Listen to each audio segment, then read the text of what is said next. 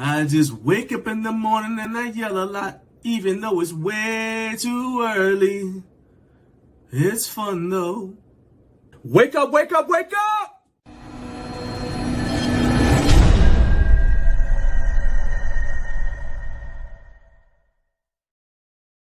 That's right. Wake up, wake up, wake up. Guess who's back? Back again. That's right. Voice a little better, but today is going to be, so last week was my Jordan flu game. This week, the saga continues because now this is the DJ Cool episode. Because if I get a little too excited, I start coughing, right? So there's going to be a whole lot of let me clear my throat, okay? Just let y'all know that now. I'm letting you know off the top. No surprises, okay? Anyway, good morning. Thank you for getting up way too early with Garage Gym Life. On this show, we talk about fitness-related content from a home gym perspective and get your live reactions to the topics that matter to the home gym community. And we have a lot of fun along the way. I'm John Greaves III. I'm the co-founder of Garage Gym Life. And if this is your first time checking out this show, welcome. And I promise that you are in for a good time today. What's on today's show? In this first hour, we're going to have news and other things, plus a brand new recliner of rage. I'll let you guys know why I'm mad again this week. You know, it happens all the time. And let me say, I don't plan these out.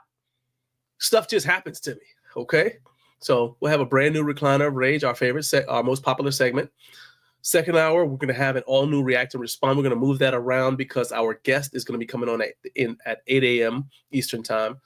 Third hour of the show. So anyway, at 7 a.m. we'll have React and Respond. Once again, we're going to be looking at stuff that's come across my email inbox, stuff I've seen on.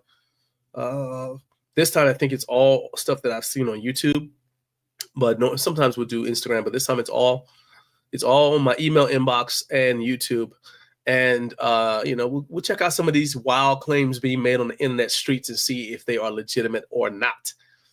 And in the third hour, Benoit from Exponent Edge is going to be joining us. He's going to talk about the exciting new products that he's got coming out and how he deals with copycat products, because the copies are a-coming. I've seen them already. So let's go ahead and do that. Now that you know what's going on, smash that like button for me. Hit subscribe. And let's say hello to everybody who's in the live chat. First guy in the building was my guy, Jared Martin. Said, good morning, folks. What's up, Jared? Jared said this is his first chest workout today with his new Bells of Steel snapback roller monolift attachment. So he's excited for the workout. Yeah, man, I'm excited to see how you're beta testing it for me, because I told you I got my eye on those. I'm waiting for one specific event to happen, and which will be revealed at a later date. And then I'm gonna see if I can't get my hands on those. Eric Eccles, Eric is probably the one guy that is up earlier than I am. All right. I normally get up, in case you guys don't know, I normally get up anywhere from 3:45 in the morning Eastern to 4 a.m. at the latest, just so I can get everything built out for the show. And so like this morning, I woke up at 3:46 so I could blow my nose ceremonially and then get everything started. But Eric is up and working. He says, good morning, Vietnam. Shout out to Robin Williams. Rest in peace. My guy, Kurt Locker, what's up, Statty Daddy? He says, gentlemen, check it in. What's up, my man? Let's see. My guy, Eric Carpenter at Carp's Gym said, let's go. The Garage Gorilla Bar is on the way. Hey, man, shout out to you, dude. I'm telling you, I know you're excited to get it. I'm excited to see you get it. I cannot wait to see you get that bar.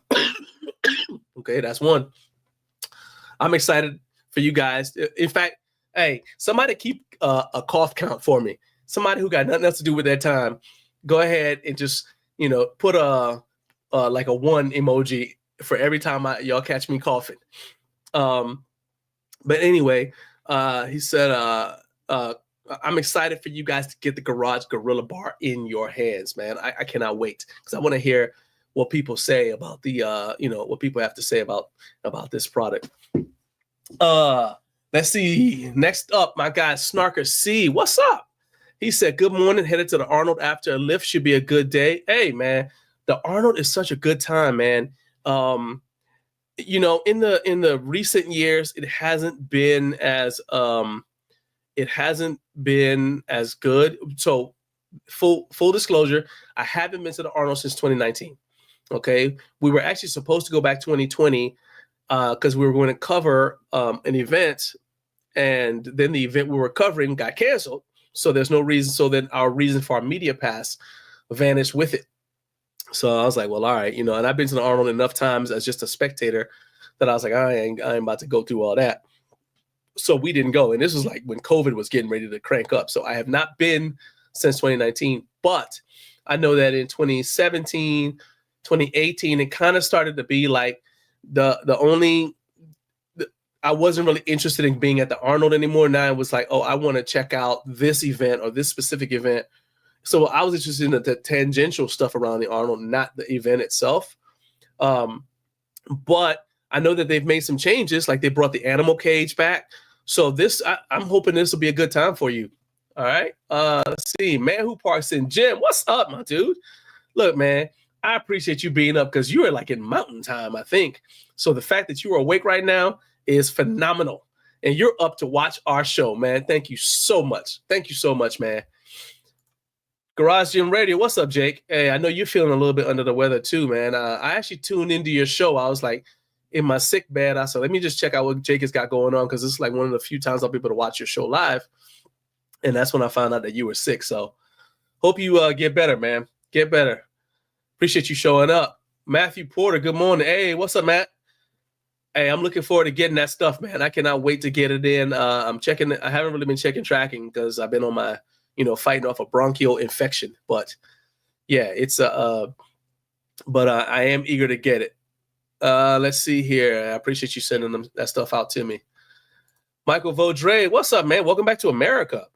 Let's see him typing up a very important thing at the same time. I'm trying to talk and type at the same time.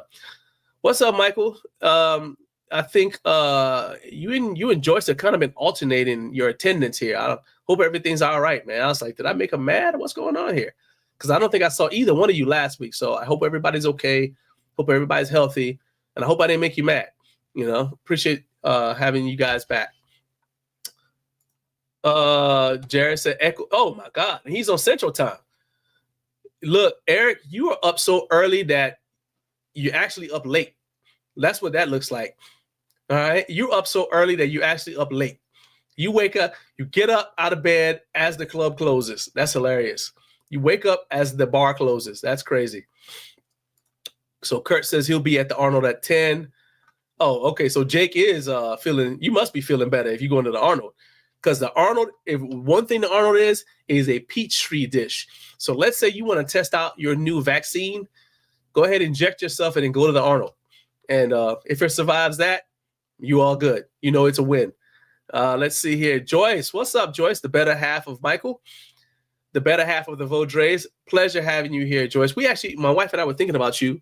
We had to do an event for a brand this week, and they wanted to get a woman's perspective on the home gym equipment industry.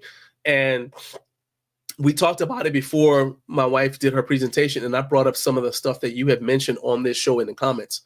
And my wife was like, yeah, 100%. So she actually mentioned she agreed with some of the stuff you said. And I believe she actually mentioned some of the things too. Ah, okay. Okay. Oh, okay. I thought you were in Mountain Time. All right, but Central Time, hey, that's still legit, man. It is 5 a.m. for you, and you up and at 'em. So, hey, I appreciate you being here. All right, so let's see. Carb wants to know if anybody will deadlift 501 kilograms or more at the Arnold. Said Rogue is giving away 150,000 to any strongman that can do it. Hey, if that's your job, and that's what a professional strongman is, I would say that you want to get that payday if possible. So you got expenses, so that I hope somebody does it. That'd be good. Because what I do is I watch the Arnold videos and the presentation on YouTube and stuff like that because it's very entertaining. So yeah, I'm hoping to see somebody lift that much weight. That'd be awesome. Oh, Michael said his work schedule has changed. Okay, I can live with that. I can live with that. Got to pay the bills. I ain't gonna show up at your house to help you pay your mortgage, so I understand. Eric said, yeah, sometimes on the way in, I'll pass people pulling out of bar parking lots. Makes me nervous sometimes. I'm telling you, dude, you are literally getting to work as the bars are closing, right when all the drunks are getting thrown out. So there you go. Anyway, All right, so we just got that knocked out. That's who's in the live chat now that we've called the roll. Let's go ahead and dive into our first segment, which is news and other things.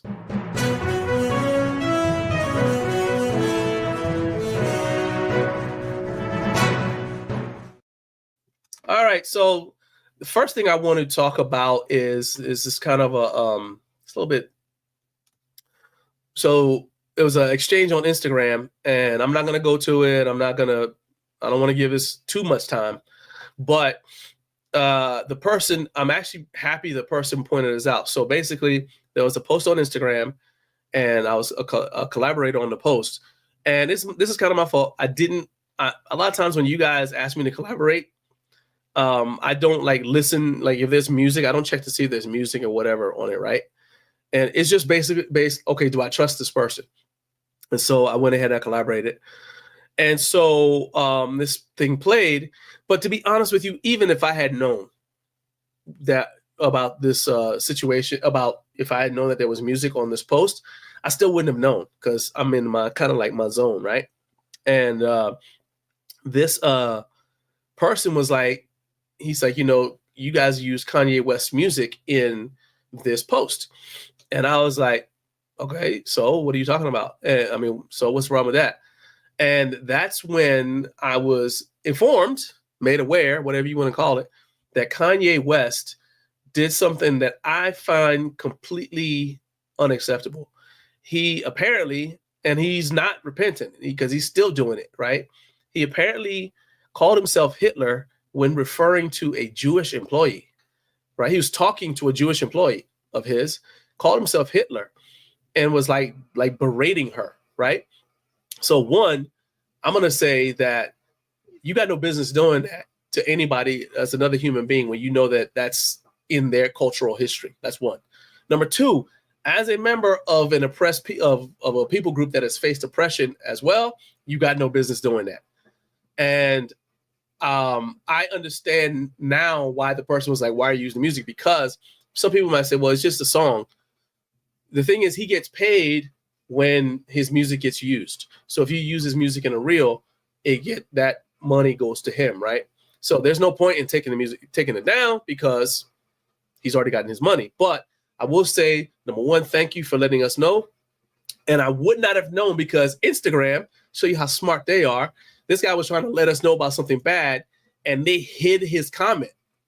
So I had to go look. I was like, why is there a hidden comment on here? And I clicked on it, and I looked in his when he was talking about it, and they hid the comment because he said the word Hitler. And I'm like, but he's trying to let us know about something, right? This isn't like he's not attacking anybody. So shout out to the person who let us know about it. And I personally will not be using any Kanye West music or any of my stuff because I don't subscribe to berating any people group, and I definitely don't want to use the history of somebody's oppression or suffering as part of sound bites or anything else like that. And I don't support anybody who would do that because I'm going to say he probably said that for the sake of getting a reaction. So he's getting a reaction. So people are talking about him, which is why I don't want to talk about it too much. All I'm saying is I ain't using his music anymore. All right. So anybody who's offended, I apologize. All I can say is, look, I apologize. It won't happen again. All right. So that's the first thing. Now, not as important, weird stuff from my email inbox. So Olivia, we'll just, go with that. Olivia said that she's with a brand called Tayniu, Tayniu. Says, dear friend, I find this email. Hope this email finds you well. Well, it didn't. You emailed me when I was fighting off a bronchial infection. Thanks for reminding me, Olivia. But anyway, she said she's been following my YouTube, and her company is truly impressed by my insights on the automotive industry. They're so impressed. They want me to buy an electric vehicle so they can send me a free sample of one of their vehicle chargers to promote for them. I mean, how luckier can I be that this company thinks so much of whatever I've said about cars on the Garage Gym Life YouTube channel that they want me to go pay my money for an electric vehicle so they can send me a free charger for said vehicle, and then they will allow me to promote it for them. I mean, how can I possibly pass up this opportunity? I mean, I don't know. I just don't know. But here's what I'll try to do. I'm going to slide it to the side, and I'll just try to persevere on. Okay? Hopefully, that could have been my big break, but it's just going to have to be like that. Fringe Sport Silverback dumbbells are now available in a complete 550-pound set. That's right. They are, we've been asking for it for a minute now. The Fringe Sport Silverback dumbbells came out, and I saw them at HomeGymCon. And by the way, this also marks the first screen share of the day. So for those of you who like the screen shares, you know, that's right, ladies. That's right. First screen share of the day. That's right. Oh yeah, that's it. That's it. That's it. Oh, kind of, y'all like it too? Yeah. Oh yeah, that's right. Okay. First screen share of the day. First screen share of the day. Okay. All right, calm down, calm down. I'm going to share my screen quite a bit during this event, okay? So just try to control yourself, okay? So here we go. So Fringe Sport Silverback coated dumbbells. They are available in the complete 550-pound set of sizes from 5 to 100 pounds. As I said, I saw them at HomeGymCon, and in fact, Peter Keller threw one of the heavier ones that they didn't have. I think it went up to like 50 pounds at the time. And I think he threw like either a 40 or 50-pound dumbbell like right in front of me, because I asked him, I was interviewing him, and I say, well, you know, how durable are they? He said, watch this. And he just threw it. I said, okay, that's reckless. But it turned out it wasn't, because it didn't break, didn't bounce all over the place. I was like, well, that right there is proof of concept. So right then and there, I can tell you that I can vouch for the durability. I can vouch for the fact that they feel good in your hand. The only thing I didn't like, and also the fact that it's made out of a low odor rubber, right? So you're not gonna have, it's not gonna be like a whole bunch of stall mats sitting on a dumbbell rack. You know what I mean? Stinking like that. It's not. It's just low odor rubber. So the only objection I had was these dumbbells are too light, and we've been asking Fringe Sport, hey, are you guys gonna have these available in more than just 5 to 50 pounds? And they said yes.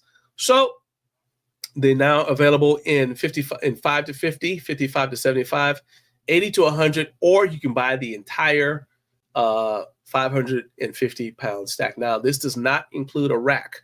So if you were to add a rack to this, then it will bump your total price up to $1,847. Okay. So, but you'd have a full set of dumbbells. I'm assuming you already have dumbbells, so you can then sell whatever you got. But some of the features of the Fringe Sport dumbbells are, so it's got a total length is 9.5 to 15 inches. And why that matters is they're actually slightly smaller than normal hex dumbbells that are made out of metal. And they're definitely smaller than hex dumbbells that have a rubber coating. I don't know, you know, if they have, well, it says in stock, ready to ship, so I don't know how long it takes for it to get to you or anything else like that. But this, to me, just based upon me seeing the 5 to 50-pound set at HomeGymCon, makes this a win, a complete win for me. The handle length for all dumbbells is 5 inches, right? So whether it's a 5 to 50, well, all dumbbells 5 to 50 pounds, the handle length is 5 inches.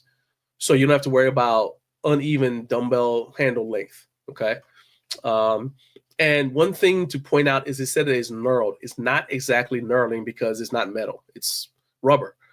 But what they did is give it texture, okay? And so you're gonna have a nice grippy feel in your hand, and I think it's going to I think you guys will be really, really pleased with it. Like I said, I know I was very pleased with it. So let's see here. So anybody got any questions? Let's see what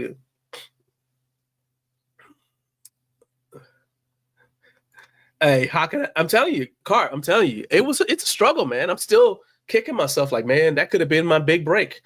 Just all I gotta do is buy an electric vehicle. That's all I gotta do. Man who parks in gym says rubber grip dumbbells are great. Yeah, and see, I even like like sometimes you get like the your dumbbells that are actually metal, but then they'll have like the little rubber grip just in the very center of the handle. Gives you a little bit of texture. I like that. I mean, it's one of those things that it's not like a huge thing. Like, oh no, I can't use these dumbbells because there's no rubber grip on them. But it's just like a nice touch. So now to switch over to dumbbell handles that are completely all one, in this way, to me is a no brainer. We're not pulling the trigger on this until my wife gets a chance to try them herself. So we're waiting till HomeGymCon because I'm practicing what I preach, which is don't make a big purchase on gym equipment until you have a chance to try it yourself at HomeGymCon. So that's what we're going to do. I've tried them, but my wife has not. And it's our home gym, not mine. So we're going to wait till she goes to HomeGymCon with me this coming June, and she gets to try them. And if she says it's a win, then it's a win. All right. Carb said these handles are longer than, say, like than the Rep Fitness dumbbells, but the heads are still compact compared to most Hex dumbbells. Yeah, I mean, I'm referring mostly to overall length, but or I guess, I mean, I'm not referring to, I'm reading what's on the screen. But I think that, let me see if I can pull it back up here. Go back to this. Go back to this. All right, hang on just a second. We're going to screen share again. Okay.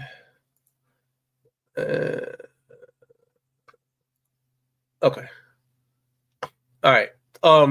Anyway, so I think that these that the overall length is the issue for me, because a dumbbell rack takes up a little bit more space than people would think. And if you end up spilling over, now you end up having to have 2 dumbbell racks. Well, goodbye to another 4 feet of floor space, right? So having compact dumbbells, it makes a big difference to me in a home gym. So there you go. All right, let's see here. What's going on with this right now? Let me see if I can't do this. I'm trying to see what's going on here. Trying to figure out what's going on here. Why is this doing what it's doing what I don't want it to do? Oh, I figured out what it is. No, I didn't. All right, whatever. All right, we'll figure it out as we go along. Y'all don't mind like a complete. You don't. Hey, you guys don't care if you don't see my face when I do a screen share, right? Because that's what's the problem. And that's what I was trying to fix. As long as you guys don't care, if you don't mind having the entire screen taken up with whatever it is that I'm talking about, we'll just roll with it. We'll just deal with it. My guy Joey, what's up, Joey? Good morning. What's going on, man? All right, let's see here. All right, so yeah, I think it's the Silverback dumbbells are, to me, they're a solid purchase, and it's something that if you guys want to grab one, I think you'll be pretty pleased with it. All right. As a reminder, we are going to be live from HomeGymCon. We want you in the audience. Let's go ahead and We've got some people who are signed in or signed up. Not signed in, but signed up. We got people who are signed up. We don't have enough, though. We need more. We got to fill out this. I got 7 people who said they're going to be there. Joey said, let's go. And that's what I'm talking about. We got people signed up. I need you guys to add your names to this list. I have put the link to that to sign up in the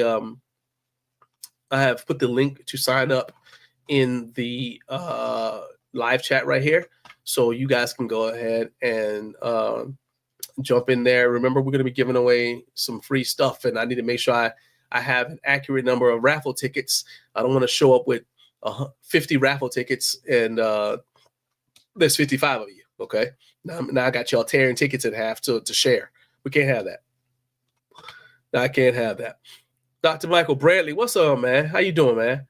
Thank you for being here. Thank you for being here. Daniel M. Come on now. Come on, man. I'm going to say this to you. Daniel, I'm going to ask you a question. All right? I see what you said. I'm not going to put your comment up on screen. It's a family show. But I think the point you're making is based off of something that I have a theory, okay? So I'm asking you directly. Daniel, have you actually tried the Silverback dumbbells for yourself? All right. Have you tried them at HomeGymCon, which would be, I would assume, or have you gone by Fringe Sport yourself to try them? If not, are you basically basing that off of your previous experience with rubber coated dumbbells and what you're seeing online, or have you tried the Fringe Sport Silverback dumbbells for yourself? That's what I want to know. Go ahead, put your answer in there. I will put your answer on screen. Okay. To summarize, Daniel is not a fan of the idea of the Fringe Sport Silverback dumbbells because he doesn't believe that you should use rubber dumbbells.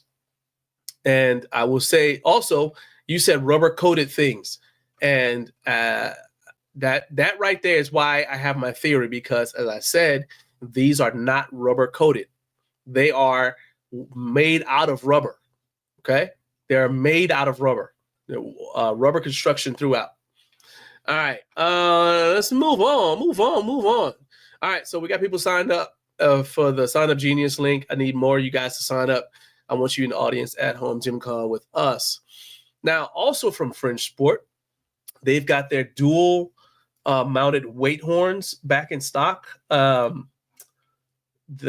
me see here. But they said they're back in stock, but not for long. And just like that. So they were in stock when I looked at this, and they are already back out of stock. That is insane. Okay. I got you. Hey, that's no problem, man. Like I said, I thought that was the reason for your hesitation, because, and I'm going to say it to you, like when I first heard about them, I'm in complete agreement. I said, I do not like rubber coated dumbbells. I don't like it when you get a metal dumbbell, put rubber on it on the ends. I'm like, for what? I don't like that. I've had no good experiences with them, and I'm definitely not putting them in my home gym. But so when I was at HomeGymCon and I was talking to Peter, and he was like, no, these are made of rubber. They're 100% rubber all the way through. I was like, what? And he said, look. And so then I said, well, how durable are they? And he took it and threw it. He said the whole thing's rubber, because that was one of the things. Is like if you get a metal dumbbell that's got rubber coating, first of all, it doesn't make it that much quieter, and then you can still break it. But he literally, I wish I could find it. So what I'll do is I'll find the clip of where he threw it, and I'll put it up as a YouTube short on the channel later on this week. Today, if I can, but definitely this weekend. So you guys keep an eye out for that. But he threw the dumbbell. And I was like, oh, that's crazy. But nah, it's 100% rubber all the way through. So this is not like what you've seen before. And I've had my hand on it, and I was like, oh, this is different. So yeah, that's why I'm so enthusiastic. I mean, I care about my reputation, you know what I mean, in this space. So I wouldn't endorse some. I'm not endorsing. I wouldn't say that something is a good purchase if I didn't truly believe that it is. Okay. I said I'm not endorsing because that implies a financial arrangement. I'm not getting paid to tell y'all to do this. All right. So there we go. But anyway, so Fringe Sport, the dual mounted weight horns were back in stock, and they are right back out of stock just that fast. That's insane. Let's go ahead and go check out what we all missed. If you're into belt squats, then that's where this comes into play. So essentially what it is a weight horn that allows you to stack up weight on either side of the Mammoth belt squat, right? So you can double the amount of weight that you can load on there. All right. And so the Mammoth belt squat, it looks like that, but it looks like that right there. But then you add the dual mounted weight horns, and now you can add more weight to it. And it looks like that. So you can load up as much as you want, really attack your quads, especially depending on how you position yourself, a little bit of glute. So here's the thing. These things sell out fast. Like I said earlier this week, and when did I get this email? So February 25th at 10 a.m., I got the email said back in stock. All right. It is 3 days later. They are already back out of stock. That's crazy. Okay. They are already back out of stock 3 days later. So it looks like the pre-order isn't shipping until May. It's only $99 with shipping included to the lower 48. And it's just like some specs on it. It's got two 12-inch weight horns, so it can hold 8 45-pound bumper plates or 14 45-pound iron plates. And I assume that if you have bumper plates like from weighted out, you'll be able to hold probably about 14 because they're similar thickness to, well, depending on what kind of iron plates you have. You know, we're not talking about your York deep dish, but you get the idea. It holds a lot of plates. Another thing that people like about it is because of how the loading works, it feels like it's got a felt load of 80%. So if you put 100 pounds on there, it'll feel like 80 pounds. Okay. So you're not going to pick it up and immediately feel like, oh my God, I can't do this. Right. But you're still going to get a good workout. Weight capacity of the unit is 1,000 pounds. Okay. And it's got a lifetime warranty. So you buy it once, keep it for life. Something goes wrong, reach out to the company and they'll make it right. And that's good. Let's see here. We got some comments. Said Peter mentioned the other day his belt squat was an imported version of the Sorinex J squat. He said with the V, with the weight horns is even closer to it. So now let's go take a look at the Sorinex J squat. All right, because I do have a question about that. And okay, so let me share my screen because here's my question immediately. So if Fringe Sport is out of there, out of the weight horns, could you potentially get, I mean, you may not want to do it as that's $500. Well, hold up. No, it's not. No, let me see. I'm looking to see if okay, it looks like you can't do it. If somebody knows the answer to this, just go ahead and tell me in the live chat. Could you take the attachment for the dual weight horns off the Sorinex and put them on the Fringe Sport? You know what I mean? Like the Sorinex, and I don't want to spend time searching around for it, too much time searching around for it. But does it have the ability for you to take the Sorinex, like to just order the Sorinex horns to put them on the Fringe Sport? Okay. That's what I want to know. Since he directly made his as intending to be a competitor to the Sorinex J squat. Just curious about that. And Eric said that's how I did my DIY 1 year ago. 1 year ago with the horns, and Kyle liked it. Eric said that's probably where the idea came from. Dude, you know, that's actually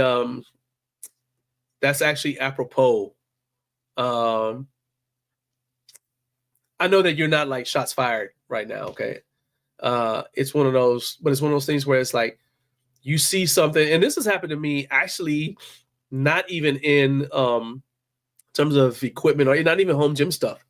I created a couple of different things. Like I remember one time I was writing a book, and I feel like I maybe told too many people because one thing, like you never want to feel like.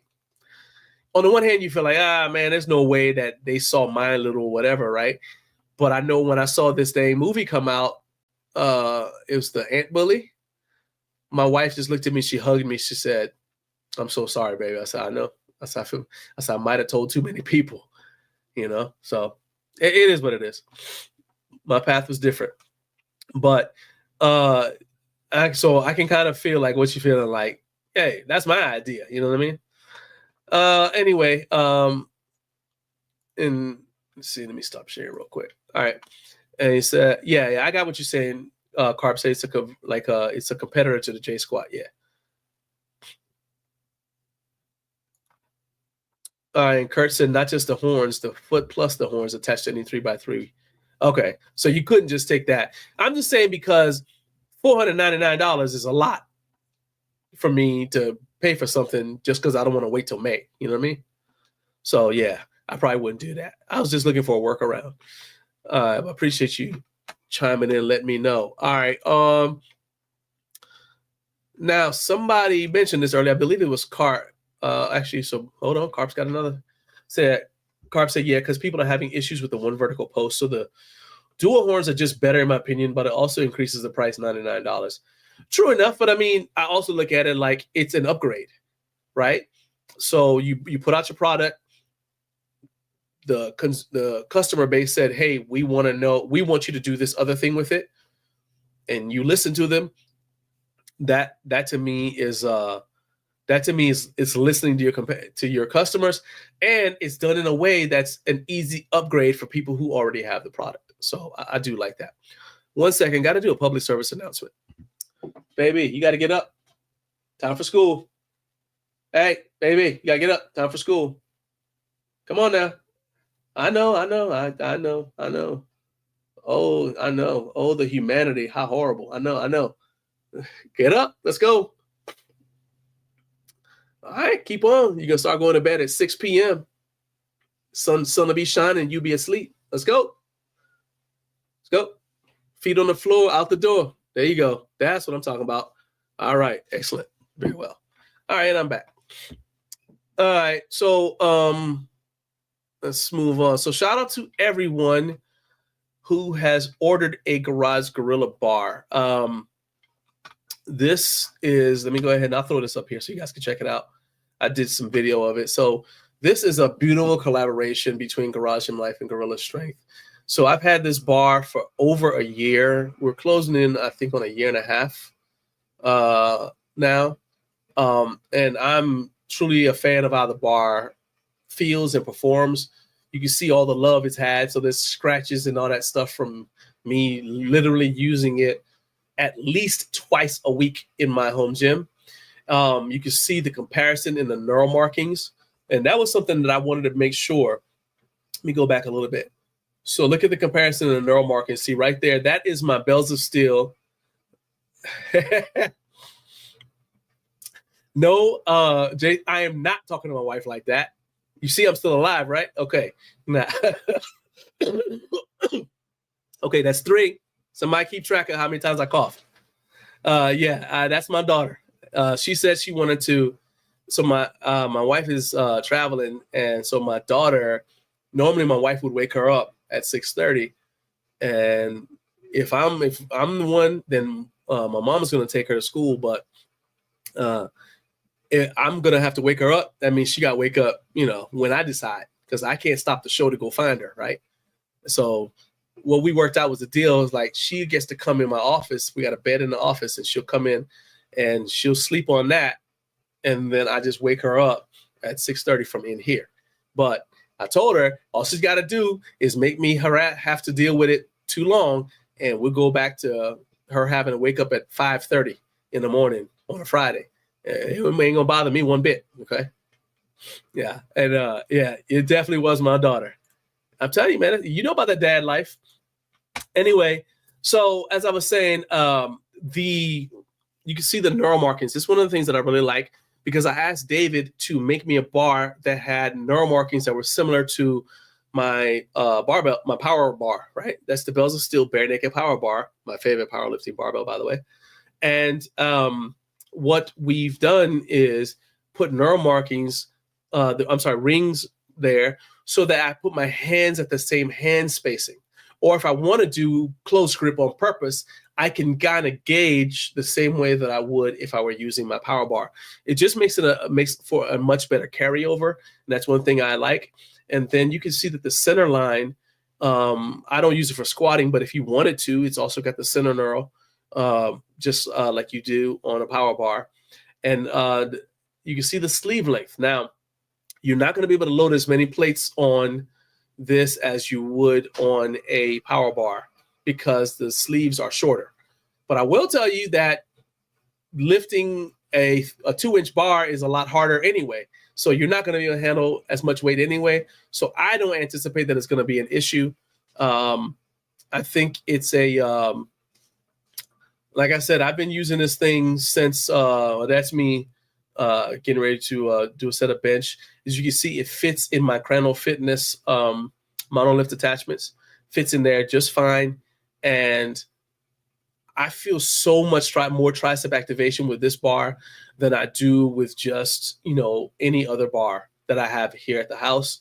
And the fact that it's knurled gives me a better connection to the bar. It's just, guys, I've pressed with other axle bars before. Okay. But this bar is, to me, it's hands down my favorite specialty bar right now, followed by the Elite FTS SS yoke bar. So, it's and it's very, very shoulder friendly.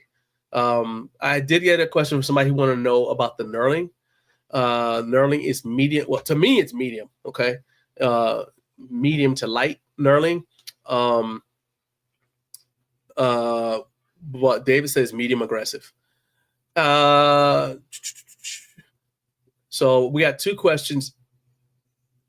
All right. So let's see. Jared says squatting with axle bars is underrated. I just never really thought about doing it because the thing I would get out of, I just never thought about doing it. I understand it might pitch me forward a little bit, but I'm also concerned because of being able to get into position, with the with a thicker bar. Like, trying to get into low bar position is already difficult with power bar. So that's just one reason why I don't do it. I don't do high bar squats at all. But you could definitely do it.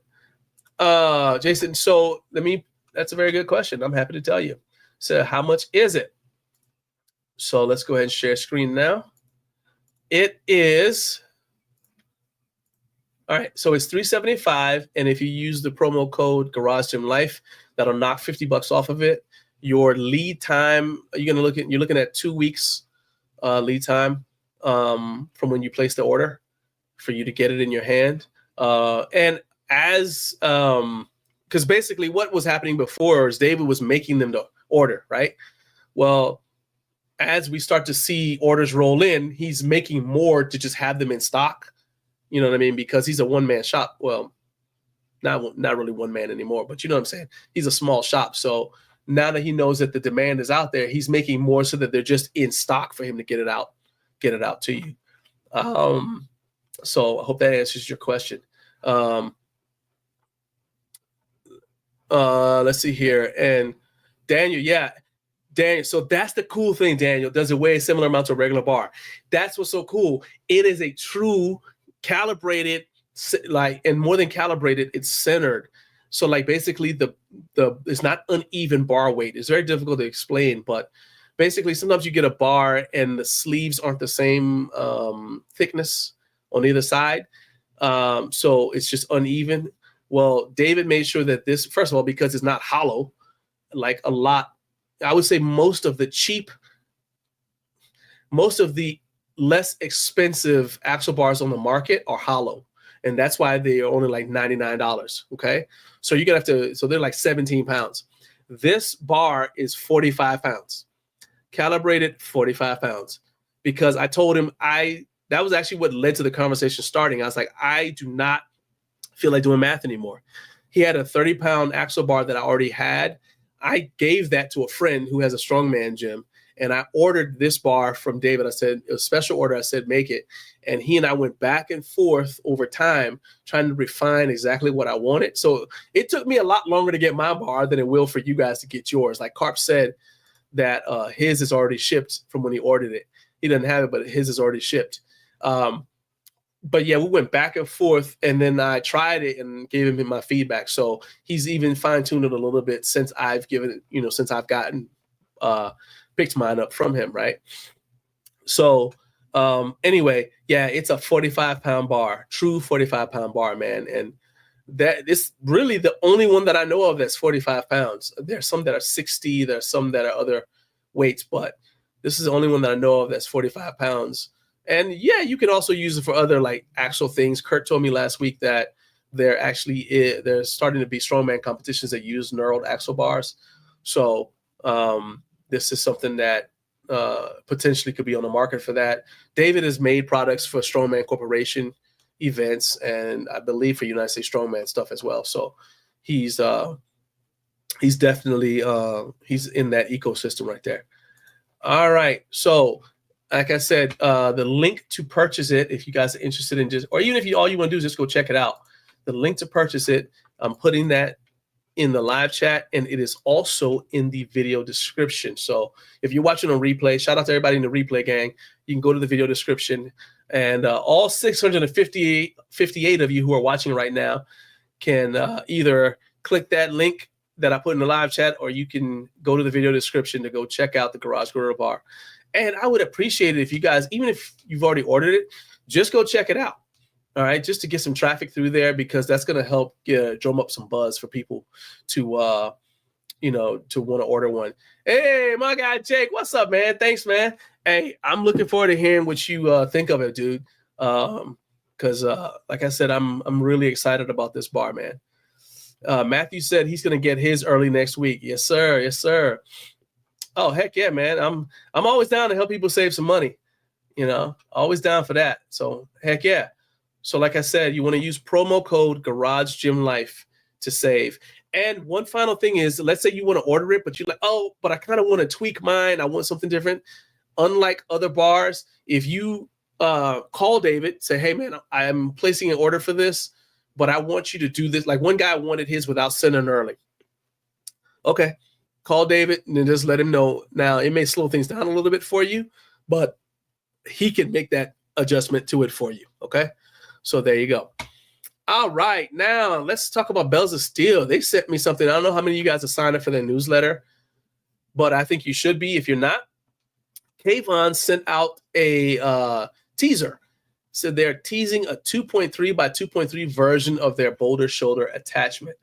And this is really cool because now, you guys already know what the boulder shoulder attachment is, but I'm going to say that the reason why that matters is their 2.3 by 2.3 line is their original line, right? So 5/8 holes, and it's a very budget-friendly option for people who, especially the people I hear from all the time. They're like, I'll never be strong enough to need this or that, right? And okay, so they say I don't need any overbuilt racks. So the 2.3 by 2.3 or 60 millimeter by 60 millimeter fits the bill for that. The thing is, it hasn't been as customizable. It's not as modular. And so Kayvon said in the newsletter that they are working on, I think we're at 5 now, 5 coughs. And let's make that 6. All right. Kayvon said that they want to basically not forget about the people who bought these 2.3 by 2.3 racks back when they were getting started. So they're trying to make attachments that will fit, that will work with these racks. And so they're coming out with a version of their boulder shoulder that will fit on the 2.3 by 2.3, the residential power rack, and I guess their squat stands and light commercial, whatever else you want to put it on. And then also their cable tower squat stands are 2.3 by 2.3 right now too. So, they have that rear storage post, so you could potentially attach your boulder shoulder to that if that's something that you're interested in. So I don't know, has anybody else heard about this? And if you have, are you excited about it? Okay. Is Gorilla Strength signed up for HomeGymCon?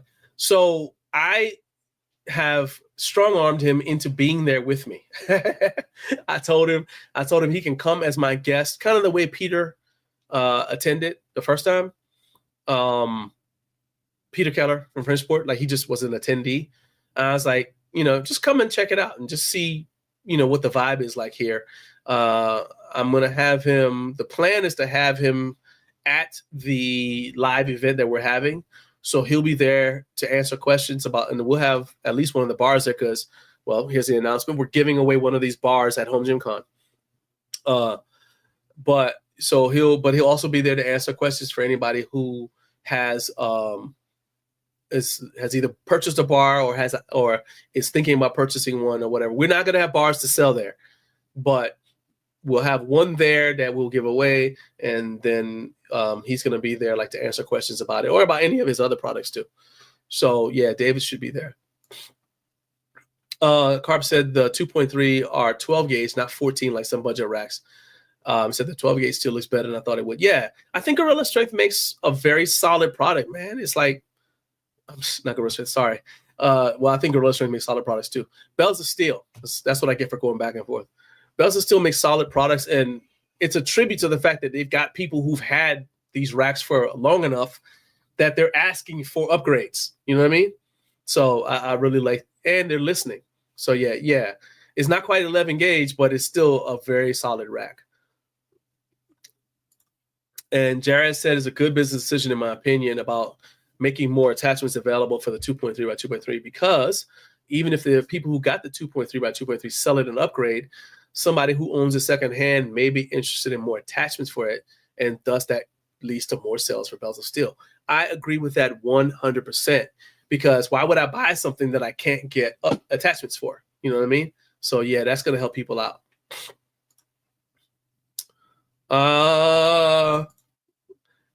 So see, Matthew, there you go with that. This shows Matthew showing some of that design engineer side of his brain. He said hopefully they put eyelets on it to connect it to the cables.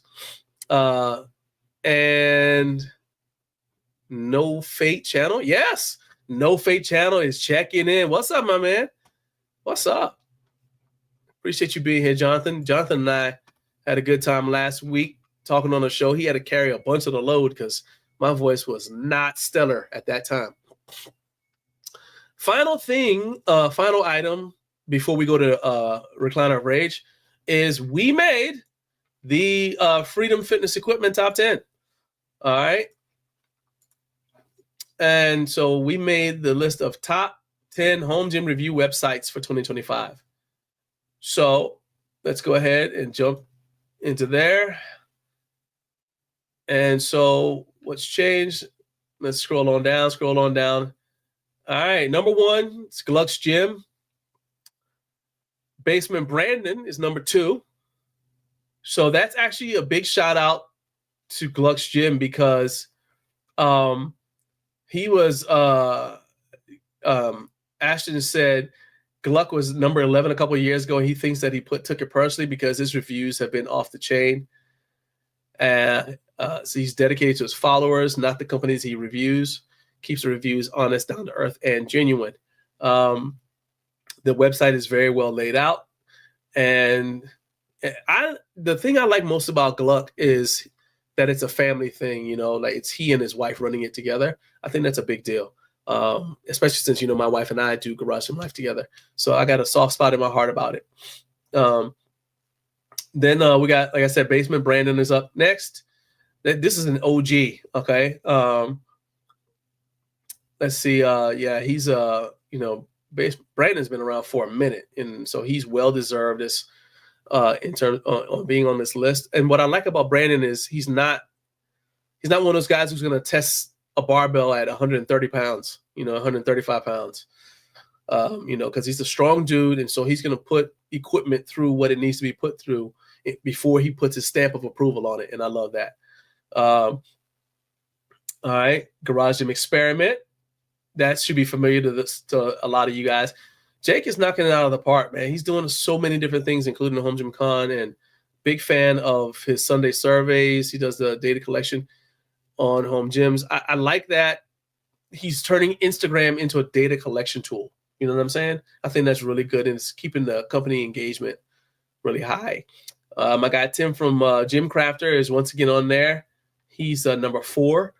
Tim has really improved his content. I always was a big fan of Tim's website, though.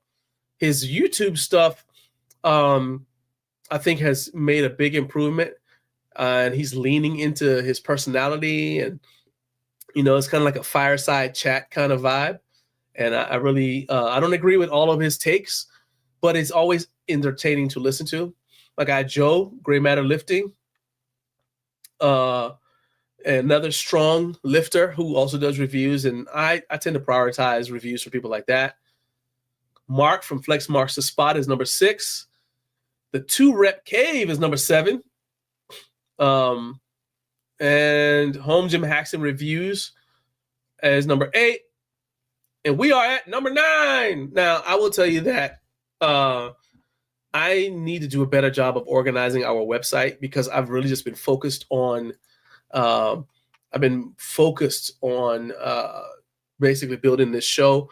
But there are ways to make there are ways to integrate the show with our website. So we're going to do a better job of that. But shout out to Ashton.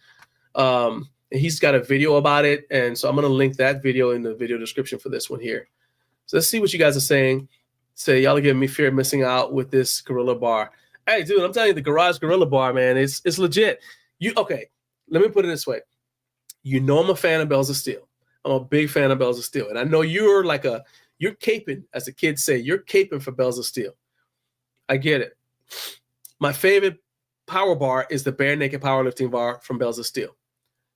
But the Garage Gorilla Bar blows away every other axle bar I've ever used, touched, and seen. Hands down. That's all I got to say about that. All right. Carp said, I did hear that Bells is discontinuing the 2.3 by 2.3 yoke. I wonder if that means Bells is making a Hydro a Manicure. I don't know. That's actually interesting.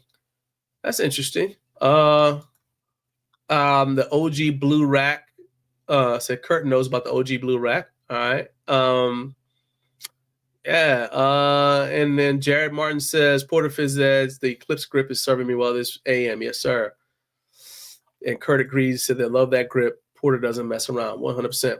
All right, it is now time to jump into our most popular segment, and that's right, Recliner Rage. It's the Recliner of Rage. It's the Recliner of Rage, 'cause he's not happy.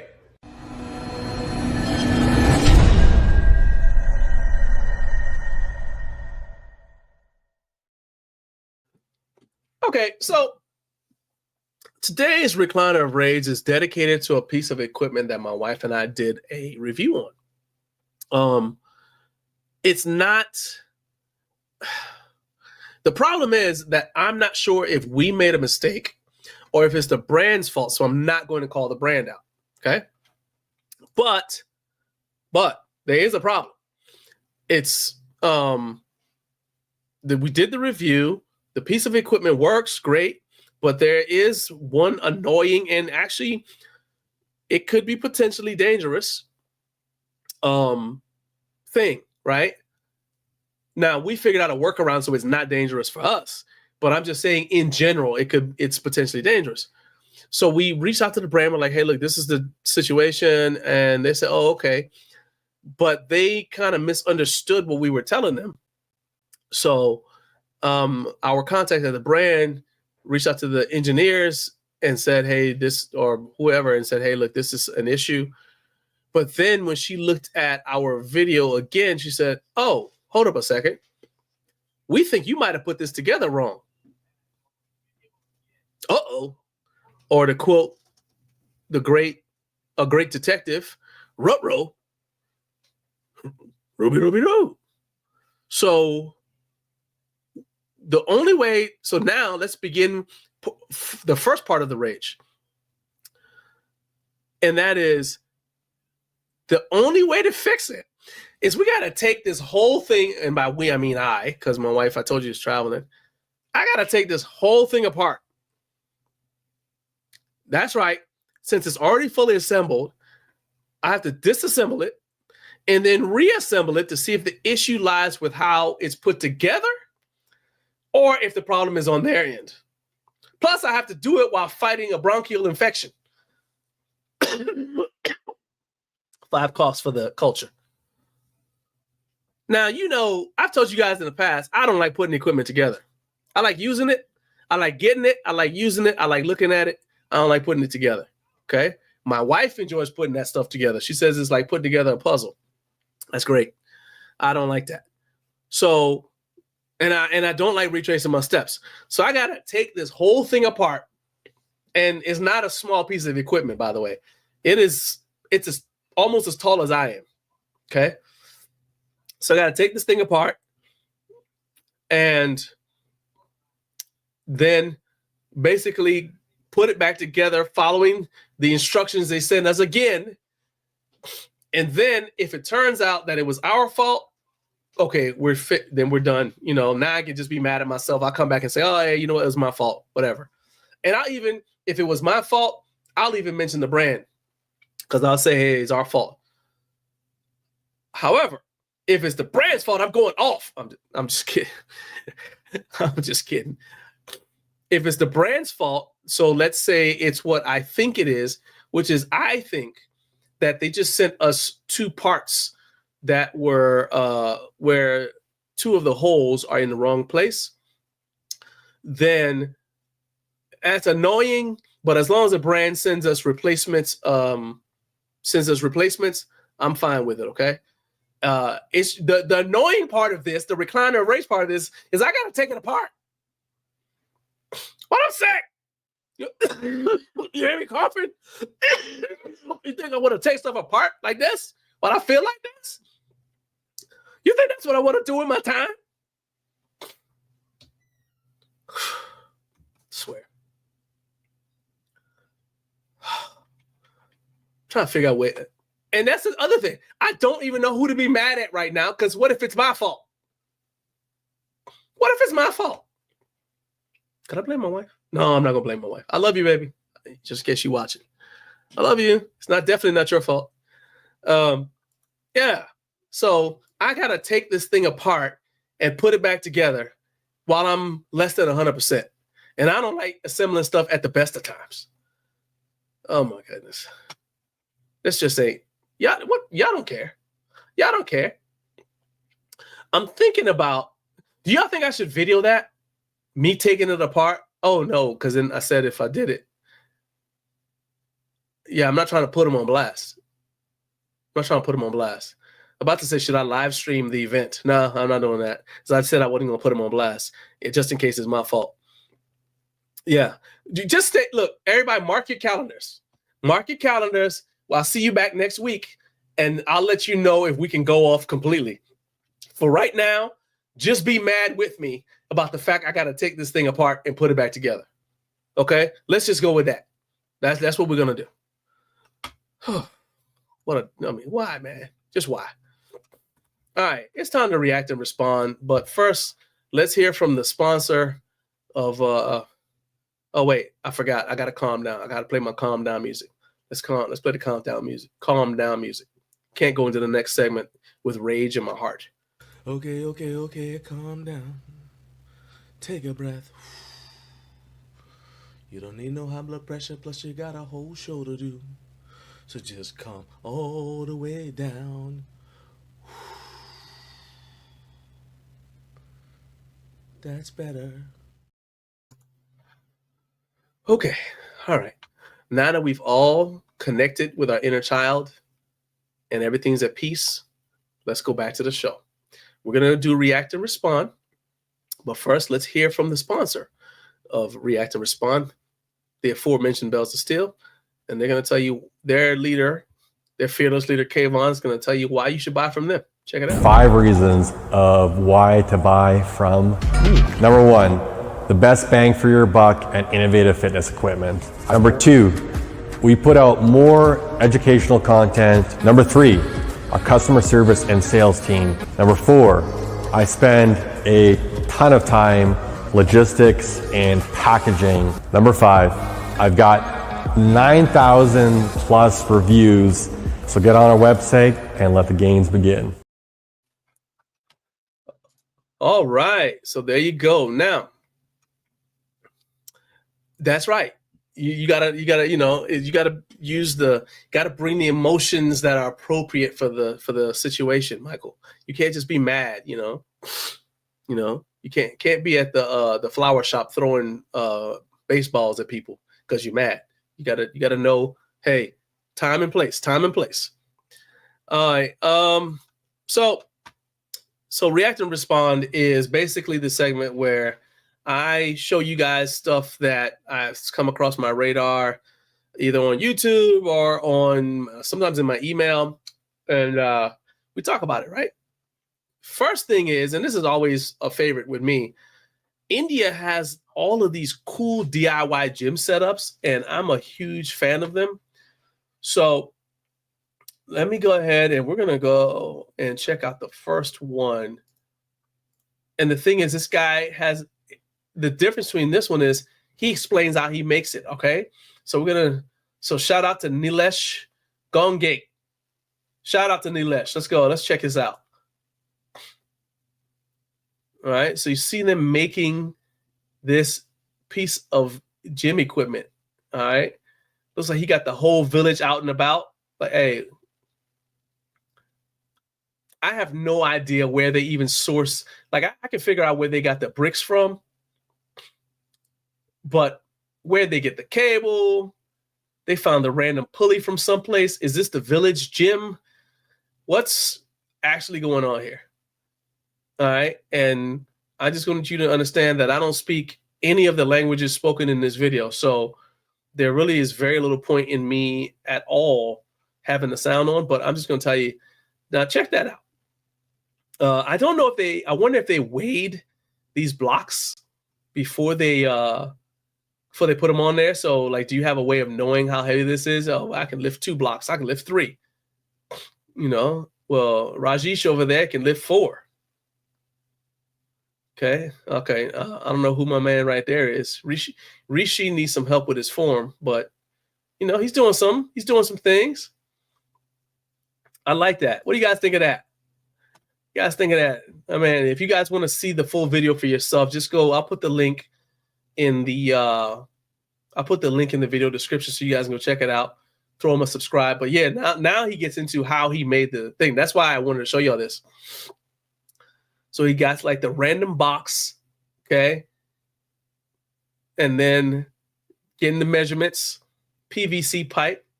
I mean, this is very thorough. Like you could literally, I was watching this, like you could literally follow along with this step by step and make your own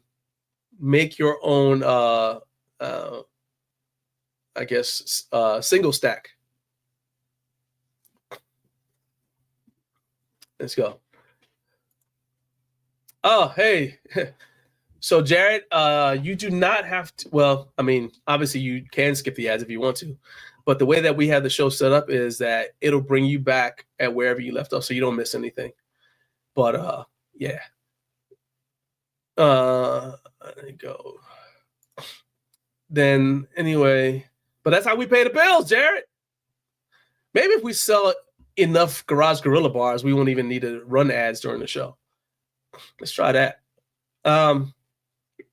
Anyway, but if you see this right here, man, it's literally, this is like a step-by-step process. Let me go ahead and skip it because I don't want to just play my man's entire video. If you guys want to see it, you can go to his YouTube. Like I said, I've got the video in the description. See, he's like making the measurements and all that. I mean, going for uniformity and all that. And that's how you end up right there.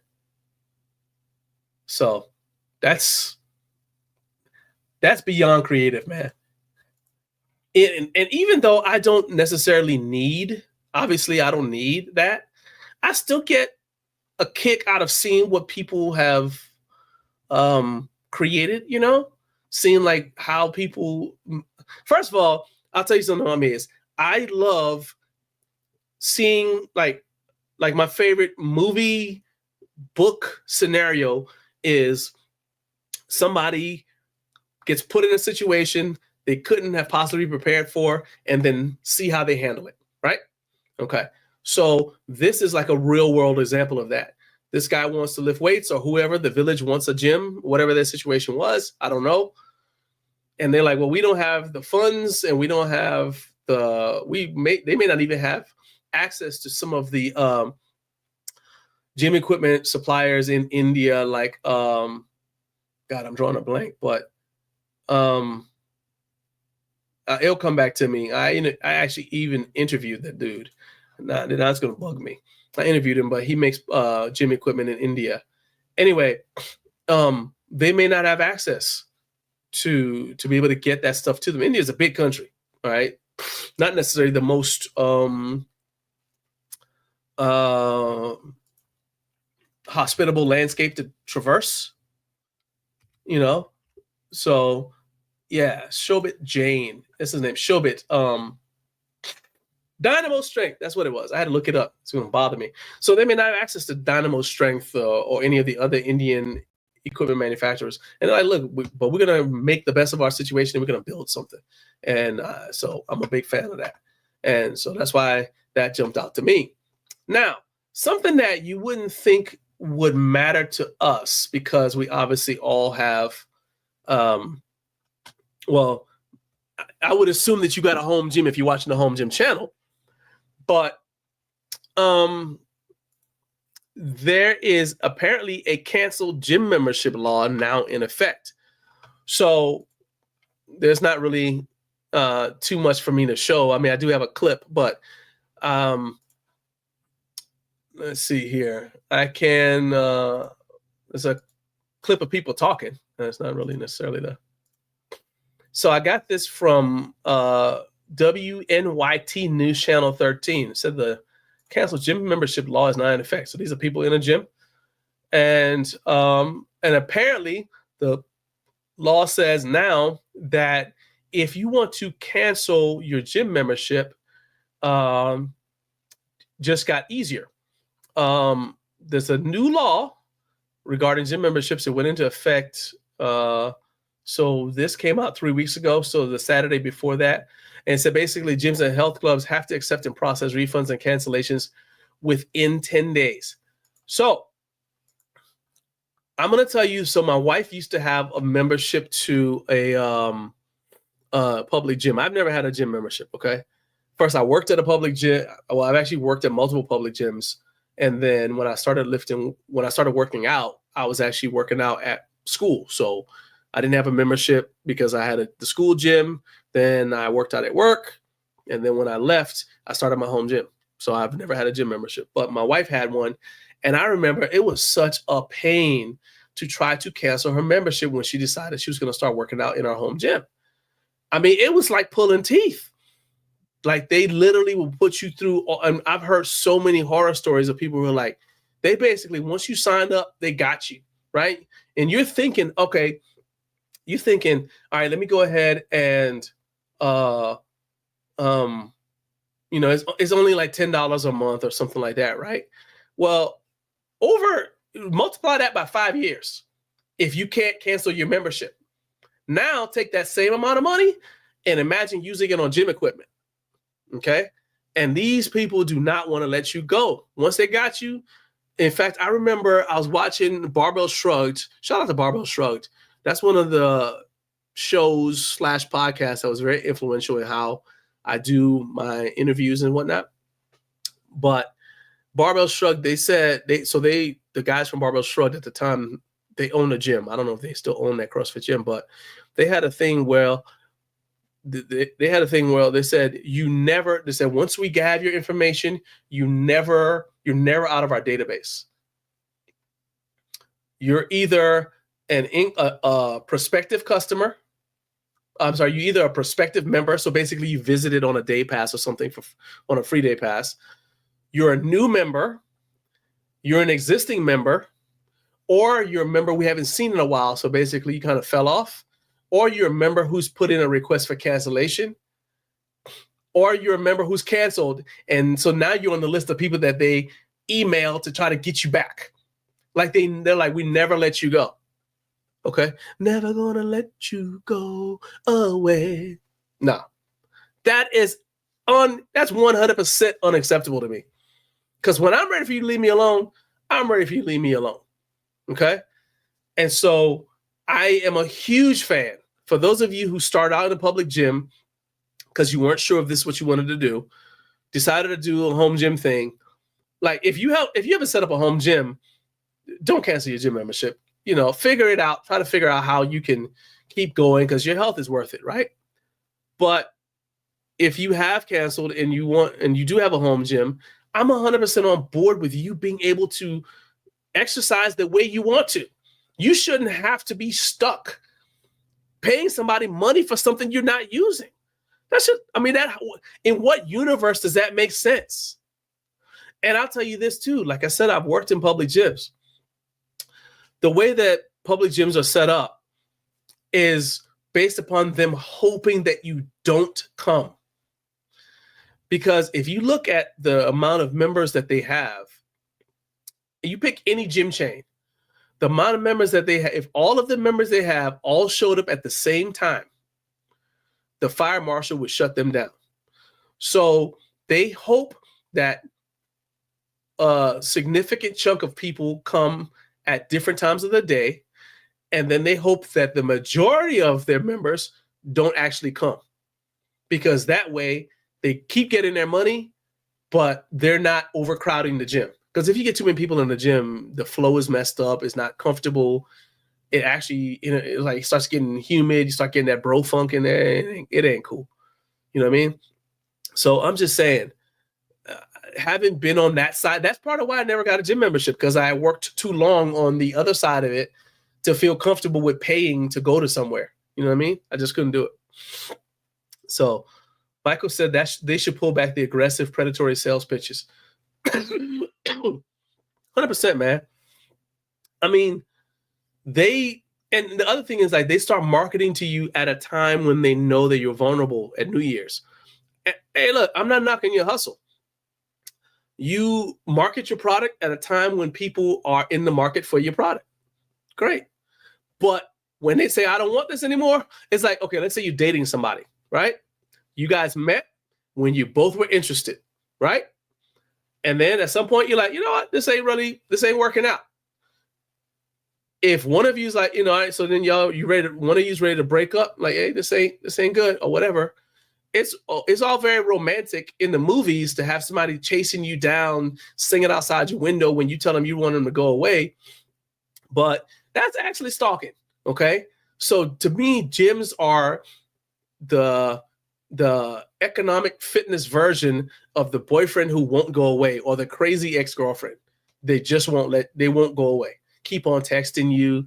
You check your damn email. There they are again. Reaching out. Hey, big head, what you doing? You thinking about me? No, go away. Just go away. So anyway, you be like, man, they ought to make a law. Well, they did. And I'm a fan. 100% fan. Moving on, next item. This one resonates with me because I have had an experience with this happening. So I bombed out of a nationals meet. In powerlifting, that means you fail to make at least one of your attempts in every lift. So I got on my squats, and then in the bench, I bombed out on my opener. I had been on antibiotics for about 3 weeks. So, and my coach was like, yeah, that's why you bombed out. He said, if I'd have known, I wouldn't have let you do the meet. I was like, yeah, you know, it is what it is. He said, we would have just moved to a different meet, but it was so close to the meet. I wasn't sure if I'd be able to get my money back. I just said, heck with it. What I should have done is drop my opener, but that's water under the bridge at this point. I went back to my next meet and I did just fine. I hit the numbers I was looking for, so I'm cool with it. But what this item is that there are popular medications that can make your muscles weak, apparently. So I believe we're at 7 or 8 now on the cough count. So popular medications that can make your muscles weak. And this is from MSN.com. I know I'm always making fun of MSN.com for some of their wild takes. But I do enjoy seeing the stuff that comes across my feed. They let you personalize it, you know, that kind of thing. And it's stuff that I wouldn't normally see just anywhere else. Okay. So it's basically stuff that can make your muscles weak. And they define it as basically your muscle not contracting or moving as it should when stimulated. So that could be walking. It could be you're not getting, for our purposes, you normally could get 10 reps So like Jared is having a chest workout right now in his gym, right? And he's like, okay, I'm doing this, and I normally get about 10 reps on this thing, but I've been taking this medication, and I only got 8 today. You know what I mean? So that would be defined as muscle weakness. So I told you guys that I had that issue with antibiotics. So they said there are types of prescription drugs that can cause muscle weakness. It said muscle-related symptoms have been estimated to affect anywhere between 10% and 15% of patients taking statin drugs. Say your calves, your thighs, your butt, your buttocks, and your back muscles are among the areas most often affected. So that sounds to me like anything related to the squat and certain kinds of deadlift. Then certain drugs that were prescribed to treat heart arrhythmia, such as amiodarone, various anti-thyroid medications that they used to treat hyperthyroidism, patients who are taking HIV antivirals, obviously, patients who are diagnosed with cancer are getting chemotherapy. So yes, their muscles are going to be weak. And they're also going to get some skeletal muscle wasting. But the thing that kind of was interesting to me is certain mental health treatment drugs can also produce a side effect. So if you're taking something for depression or anxiety, that could also cause muscle weakness too, which is crazy because if you think about it, people who always say like exercise is an antidepressant. So imagine if you're taking this drug and then you want to start exercising to kind of like be part of your treatment plan, it can still affect you in the gym, So that's something to keep in mind.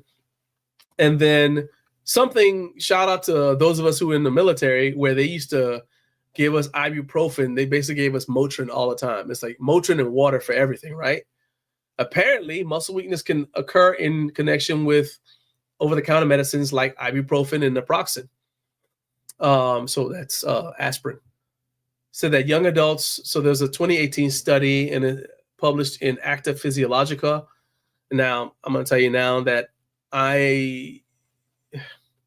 one study doesn't tell me everything, okay? I need to see a pattern, but nevertheless, researchers found that young adults taking high dose of ibuprofen or aspirin while undergoing resistance training for a period of 8 weeks experienced decreases in muscle mass and muscle strength. So as a result, researchers caution those who regularly engage in resistance training against the overconsumption of NSAIDs. So now the thing to think about with that is,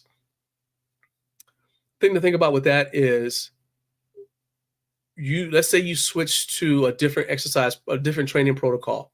Maybe you overdo it.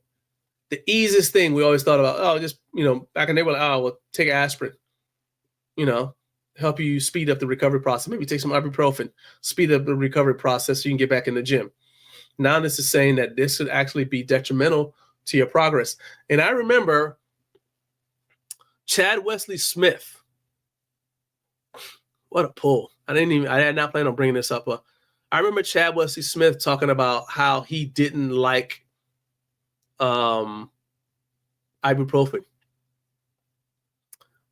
He was just talking, I think he might have been talking to like Mark Bell in the video or something, but he was talking about how he didn't like it in terms of recovery because he felt that by getting rid of the inflammation, you didn't allow your body to go through the natural muscle building progress where recovering from inflammation is part of how your body improves and gets better. So if you reduce the inflammation, you're actually slowing down the process of building muscle and getting stronger.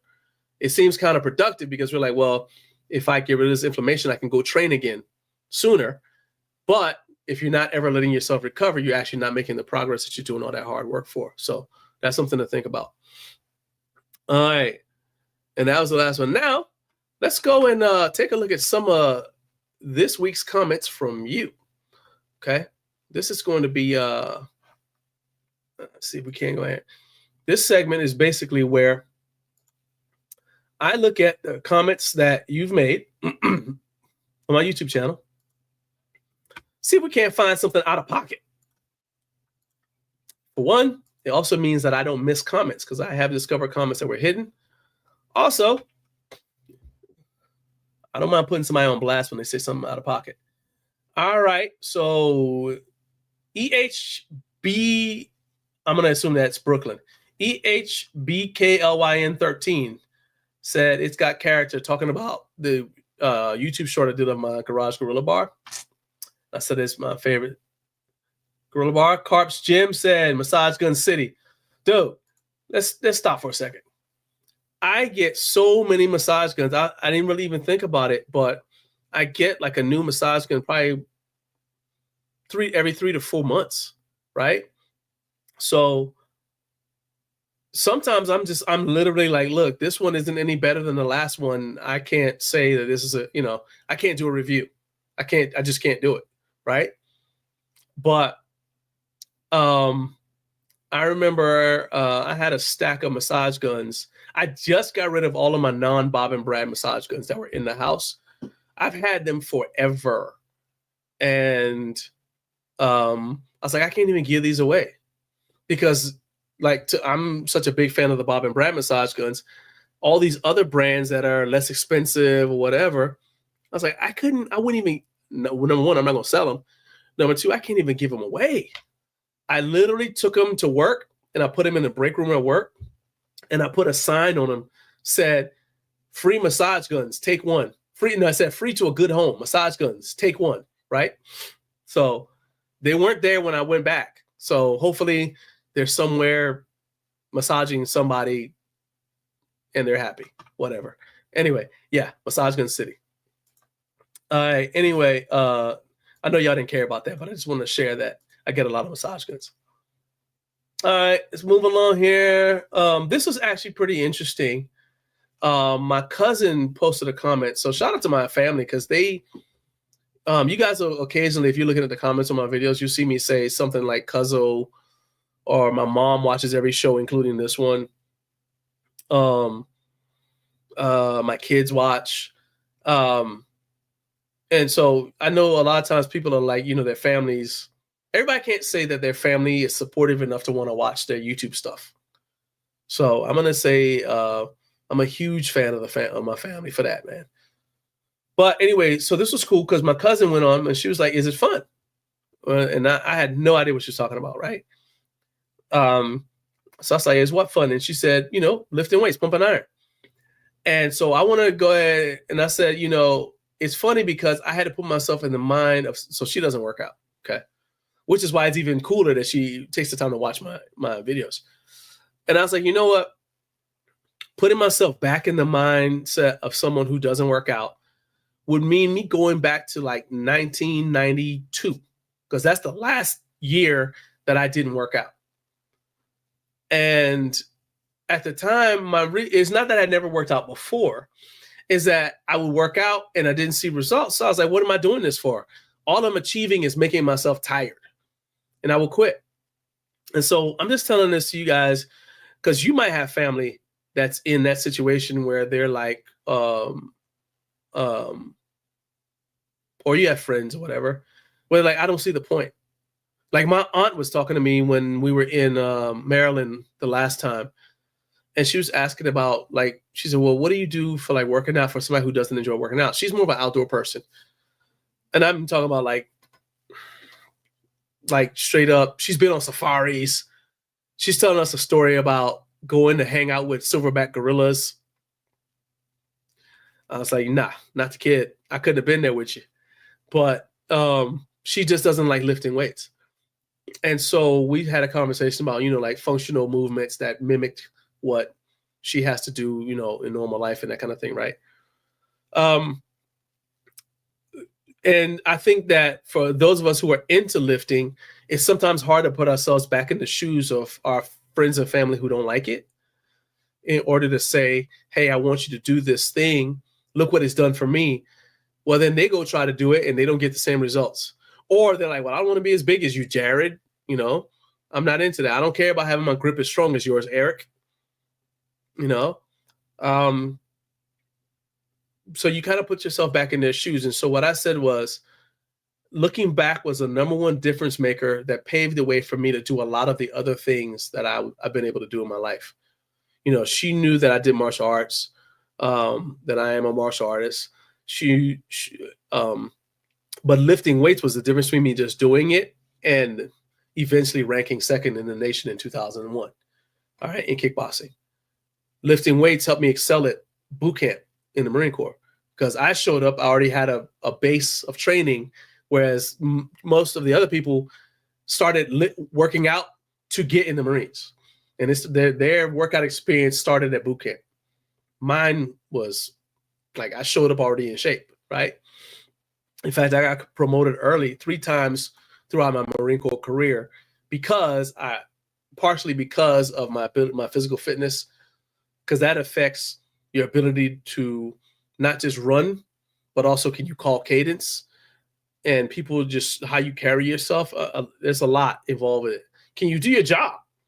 You know, I was in artillery, so can you do you not only know your job, can you teach, but also are you physically capable of doing things, you know? So I was able to, you know, people could see me doing things with the artillery rounds or whatever that some of them couldn't do. So I was just like, you know, lifting weights open doors. Now, I'm not telling you that if you lift weights, you're going to be rich. Sadly, that's not the case.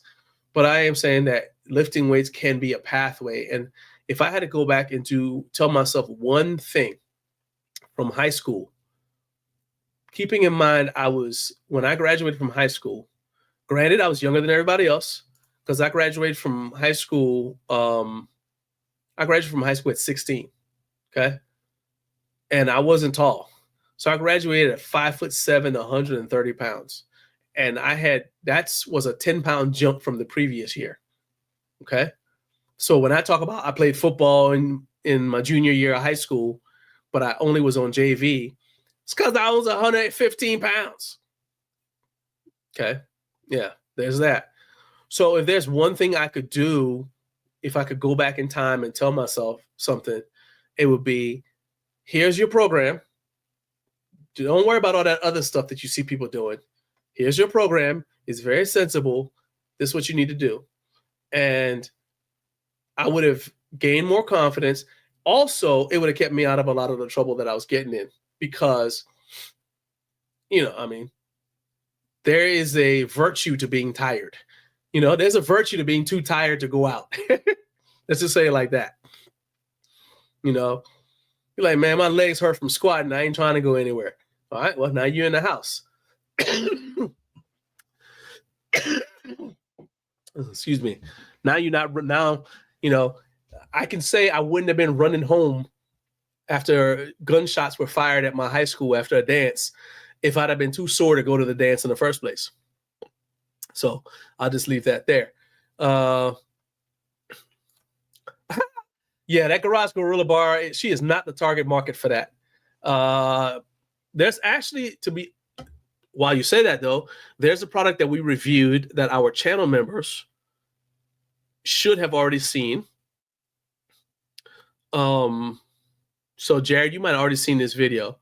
It's basically, it looks like a giant cell phone. It's one of those smart home gyms. Everybody else will get to see it in sometime in March. We're waiting on the company to give us the okay to pull the trigger, but that is something that I'll be more likely to get her to check out. Echo said my 10-year-old daughter starts her training tomorrow. Oh man, that's awesome. See, I try to get my kids to lift, I kind of go back and forth because people say, well, you know, I don't want to make them do it. I want them to do it if they want to. At the other side, I'm like, well, the other side of the coin is, well, it's good for them, right? What other thing that's good for them do you leave up to them? Well, you know, I only want them to brush their teeth if they're into it. What? Yeah, you know, they really only have to, you know, go to school if that's something that is interesting to them. Nothing. You know, they just, we got 2 showers in the house, but I don't, you know, the shower's there if they want to use it. Yeah, but if they don't want to, I don't force them. They know I take showers every day. So if they're into it, then I let them, you know, then like I said, we got 2 showers in the house and plenty of soap so they can go ahead and just use it. But for lifting weights, for some reason, we say it's good for you, but we really don't believe it, or else we would say, all right, let's go ahead and do it. Now, I grant you that I do not have I did not have any of my kids train the way I did, unless they wanted to train the way I did. For them, it was mostly like stuff that was fun. So, like for some reason, like kids love bear crawls and stuff like that, for example, right? My daughter loves having a competition with me about back bends, because I can do a wall walk, where you bend over backwards, put your hands on the wall and walk down the wall. I can do that, but she can just do a back bridge and I can't do it. So things like that are fun, she's into. She loves doing like, she'll push a sled, no problem. That kind of stuff, you know what I mean? Yeah, so that's cool. But I'm like, seriously, no training at all. And hey, look, shout out to Matthew Porter. I understand what you guys go through, but I have never seen anything in my kids' elementary PE classes that makes me say, oh, they don't need to work out at the house. So, that's it. Jared says, oh man, it takes me back to the physical tiredness I'd experienced after first getting into weight training. So sleepy by mid-evening. Heck yeah. And think about the post-workout meal. Okay. I have had when I first started working out, man, I had some legendary post-workout meals. I would punish my dad's fridge, man. Punishing his fridge. You know what happens after you lift and then you eat a lot? That's a wrap. You ain't I'm telling you, you are not hanging out. I wouldn't have been in Georgetown hanging out. I wouldn't have been at the club in Georgetown almost getting in a fight over some girl that was way too old for me. You know what I mean? No, none of that would have happened. I would have had my behind in the house unconscious and getting bigger at the same time. But the thing that held me back was I didn't see the progress right away. So what I would need is somebody to be there to say, okay, look, here's what's happening with your body. First, these are the things to look for. First, your coordination is going to improve. All right. You wouldn't think that just lifting weights would improve your coordination, but it does. I told you it helped me as a martial artist. Just lifting weights improves your proprioception, your awareness of your kinesthetic awareness, your awareness of your body in space. Okay. And that's a big deal. So like you say, you start looking for those improvements right there. And they say, man, and other people will notice before you. And when they start noticing, that's when you need to keep going. Because the temptation is, oh, I made it. No, keep going. Just keep going. As Arnold said in Pumping Iron to Ed Corney. Keep going. Keep going, Eddie. Man, yeah. Eric said, yes, hers will be talking about his daughter's training. So hers will be sports specific, no training like me. Yeah, 100%, man. She doesn't have to do what you do. And to be honest with you, I think it's great if you have a little block for them because you're actually spending time with each other as opposed to, oh, dad's going into the garage to do his workout thing. I shouldn't bother him. I love it that so many of you guys have like little things where like you'll be lifting and your kids will be playing right there. I love that because they grow up seeing that that's normal. But what happens if they want to actually get into it with you? You know what I mean? Like my daughter's always, to her, when I'm squatting, that's a pull-up bar. The squat bar is a pull-up bar, just for example. Heck yeah, we just take turns. I'm getting to hang out with my baby, and I'm a huge fan. Carp said, yeah, going back and giving yourself a program and just follow this program for like 10 or 15 years, you're gonna be exactly where you want to be. That would be perfect. I'm telling you, if you just say, look, dude, if you listen to me, this is where you'll be when you're 19. Because again, I graduated from high school when I was 16, right? So that was in 1990. I started lifting in 1993. So junior year, let's just leave that out. I played football, whatever. And I started putting on weight. And I was already like I said, 135 pounds my senior year. So if that year when I was 16, I started lifting, that would have been gold. Okay. It wouldn't have meant much for high school, but it would make college a lot easier. it would make college a whole lot easier because I went to college. I was 17. Everybody else is like 19, 20, 21. Right. So, or even older because I was at a JUCO. But regardless, the point is it would have been so much better. And I would have had a much better foundation. I wouldn't have made the mistakes I made. Just not making the mistakes. Just think if you could go back and eliminate. Because remember, you're not giving a program with dumb ideas on it. You're giving them the one that's like, hey, this is the one I know works, right? So imagine you get to skip some of the mistakes. How powerful is that? Just skipping some of the mistakes. Oh, that'd be awesome. Man, I'd love to have a time machine. Oh, well, anyway. All right, so this is I told you, so this is the question I had about the axle. This guy said, hey, bud, J Mula 73, shout out to him. I use an axle as my primary bar for bench squat and deadlift, so I'm looking to upgrade the weight from 25 pounds. So he's got a 25-pound axle. He wants to upgrade to 45. So I plan on ordering this, but how would you rate the knurling? He said, for reference, I hate the Rogue Power Bar, but I love the Rogue Ohio Bar knurl. I actually used to have a Rogue Power Bar. So he said he asked David to remove the center knurl since he said it scars my back for no reason. Now, I'm a big fan of the bar kisses. That doesn't bother me. But I basically said, what I told you guys earlier. And he was like I said, he was able to remove the center knurl. Let's see. Let me look. See, do we have anything held? All right. So we got no held comments. That's good. All right. Now, let me see if there's anything else. Gonna here. So these are all me putting the link to sign up for HomeGymCon to be in the audience. This one, actually, I hope Matthew, I hope you're watching still. So this was a comment on the Porter Phys Ed Fitness lat pull down attachment video. This guy Tony Miles said it looks like you could attach it to the cross member of a rack, then get one of those plate-loaded trolley systems from Revolt or Bully Glider and have a nice rack-mounted option.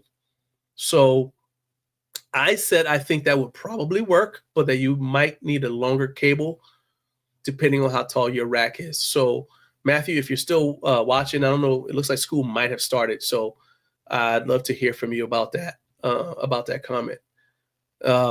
And if he's not watching, I'll just text Matthew and just get him to respond to that comment because that's just my opinion, but I'd rather get Matthew's take on that. This one, here we go. Now, Jake, stand by. So we were talking about lifetime warranties last week, and this guy T-Dog 19, he's commented on the channel before. He said the lifetime warranty is a big deal. I have a cable tower from a very reputable company, and the cable started to fray in under a year of use. That's already not good. The company said to him the cable warranty was only 90 days, but they would replace it if he paid $20 for shipping. That's not a deal breaker, but he said it's a little irritating that in less than a year the cable broke and they wouldn't just replace it. Okay, so here we go. I said, and I could be wrong. You guys tell me. I'm going to run over the top with this, right? I said, I can't call a company reputable if they want to screw you over $20 shipping to replace essentially a $6 cable that's part of a $200+ machine. Like, seriously. Think about how this guy's going to feel when he's got an opportunity to buy something else from this reputable company that I assume he would have patronized in the past. Think about how he's going to feel next time he wants to buy something from him, especially if there's another company with a similar product. Now, think about also how many times he's going to tell that story. Look, I'm telling the story. He's not even here. I'm telling the story for him. Think about how many times that story is going to be told. And sometimes he's going to be telling a story in situations where he doesn't mind revealing their name. All right. He said, I plan to mention it at HomeGymCon. He said, just as an observation, it stung a little bit because they're known to have great customer service. But I wonder if someone was just following the rules by the letter of the book, or if they could have taken care of me by overriding the rules and making a judgment call. And I said, that's a good point. because that could have been the rule. But in those situations, you got to know, this is kind of a gray area. Let me run this up. Let me ask my manager what he thinks, or that kind of thing, right? So that's something that I think is a big deal. All right, we got 15 minutes before the top of the hour. I see my guy Jay Benoit backstage getting himself together, getting ready to go. And let me go ahead, and I'm going to do this as react and respond as well, so that you guys can be thinking about it, and then we'll be all set for Jay's segment. So here's what happened. So you guys are familiar with Exponent Edge. Jay's been on the show multiple times. He's got a number of products that have been on here. We did a tour of his booth at HomeGymCon. The thing that got me was this past week, I believe it was this past week, I had this thing came across my radar. And it's funny because of the way Instagram works. The way Instagram works is, it's not necessarily like you don't see everything just because you're subscribed to someone, right? So let's go here. I'm trying to pull this up right now.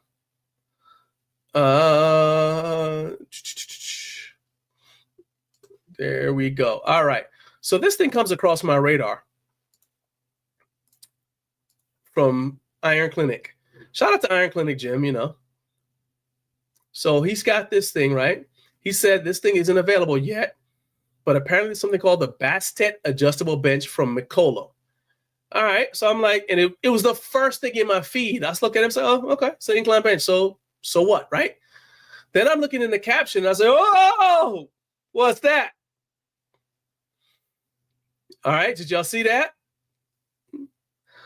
Now, okay. If you guys don't know what I'm talking about, that reminds me of this. And so I immediately said to him, I said, so basically it just copies the Exponent Edge bench.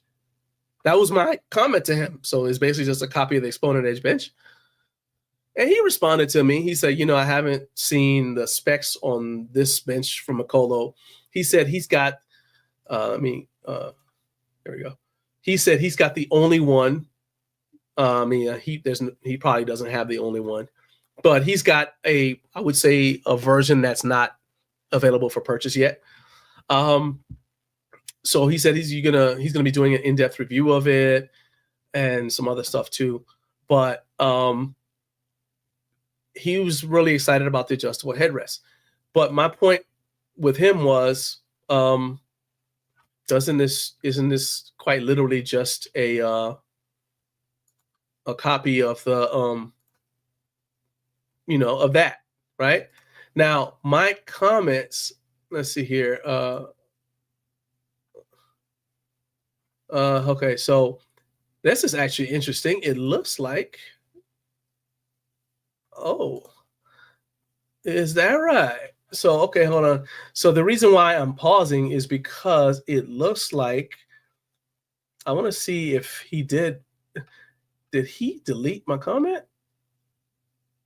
That's be interesting. That make it even more interesting.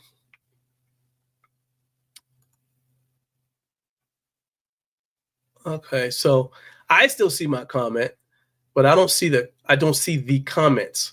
Let me I'm gonna look on my my phone and see if it's still on there, because it looked like the comment might have been deleted. In any case, which is, that's just fine. It's his Instagram account. But that's something I want you guys to think about, because one of the things we're going to talk about with Jay is how he's responding as a smaller brand to when someone copies him like this, right? We'll also be talking about some of his upcoming stuff. So before we bring him on, though, let's go ahead and give you guys what I think is the best solution for a weighted vest. If you're into weighted vests, I think that this is the one you need to check out from Ion.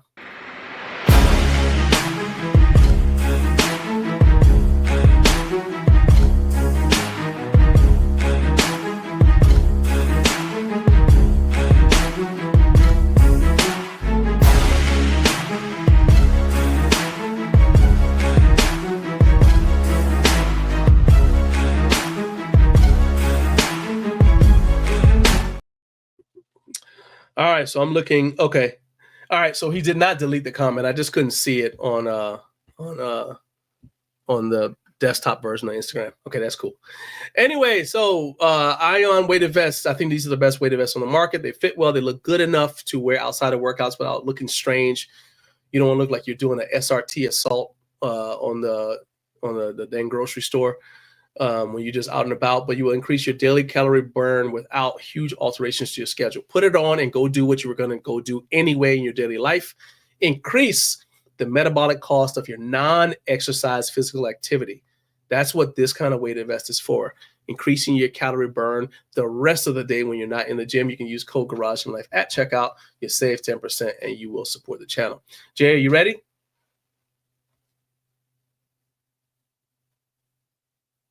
Ready to go?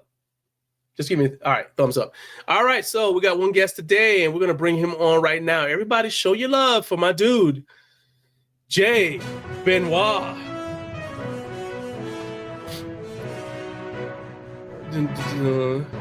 I feel like I should have something French music to play. Some French music. I feel like that might be or maybe you should just open with some French toast. Okay, I could do that. Well, yeah, or French toast coffee. You know, like they do they have the rule that says don't have something in your mouth when you're talking or whatever. So that's why I don't do it. Or else, like right now, I would have a cough drop in my mouth. Okay, because this is I said this is the DJ Clue episode because I'm constantly clearing my throat. It's just I've been coughing, but we're gonna make it through it. Yeah, you sound fine, man. We're gonna make it through it. It's just if I get excited, I start coughing. Okay, I start getting a little too excited, start coughing. All right. Do you use weighted vests? I do. So here, hold on. So I actually use two. I use Pro Sled, and if you look in the back, can you see it's hanging up on the wall? Oh yeah. I see it. Yeah. So you do like rucking and stuff? Yeah. So most of what I do is I do my running in a weighted vest probably about 2/3 of the time. So that way when I go running without a vest on, I'm light. So it's yeah. And also to prepare, I do the Murph, and I usually will prepare and do some training with the weighted vest probably about 2.5 months before the event, because I spend most of my time doing more traditional bodybuilding stuff. But I like running with the weighted vest. It doesn't really slow me down all that much so long as I'm running 4 miles or less. So it's good. It gets me some good work in. So Matthew Digman says he made a joke that I put on a DIY weighted vest. I just needed a couple boxes of donuts. That's crazy because like when you start putting on weight, you go out there, you're running, you feel like, oh my God, I feel like I just added another person. Yeah. So that's what it felt like. Yeah, but then you put on a weighted vest is that same feelings. But then you can take it off when you're done. That's the benefit of that over being overweight. Yeah, man. All right, so go ahead. I was just gonna say I never saw that vest you shared. I hadn't seen that one, so I'm going to go check it out. Yeah, I think it. So what I like about it is, I know this is completely doesn't have anything to do with what we were supposed to be talking about, but that's why you come to the show. Tangents. It's what I like about it, and I got one from my uncle. Is he actually can wear it like at work? So sometimes he's working from home, doing a lot of video calls and stuff, and he can wear it. He's an attorney. All right. And so you don't want your lawyer to look like he's all geared up for SWAT, you know what I mean? But he puts it on and it just looks like a normal vest, you know, in the they have one called the boardroom, and it looks like just a normal vest. You think, oh, yeah, he's just wearing a vest. It works. It looks like normal clothes. Let's put it like that. But it's a little bit heavier. Yeah. So he's a big fan of it. All right. So you've been extremely busy since we last spoke. I want to talk about all the new stuff you've got coming out, but I have to say that my wife has been using a Flex Wedge for low cable rows, and we thought we were like geniuses. Really her, because it wasn't my idea. So she was using it as a seat for low cable rows, right? So the angle of the pole was straight across. Yeah. And then I saw what you did where you sat on the bench and used it as the foot plate. And I said, well, check this out. And she was sick. All right. So I'm fighting this thing. She gave it to me. Okay. And she's okay now. She's okay now, but she was still sick at the time. And she still was like, Like it got her attention enough, you know, like when you're sick and you don't feel like doing anything, but it was enough for her to be like, oh, hey. And so she had to try it, right? Is that kind of like how you come up with your products? Like you say, okay, I came up with this to solve one problem, and then as you're using it, you're like, oh, well, you realize that you just also solved like 2 or 3 others that you weren't originally intending. Yeah. Well, specifically for the flex wedge, I've done calf training my entire life, and then ever since I've had a home gym, I would say the calf training's been a little lackluster.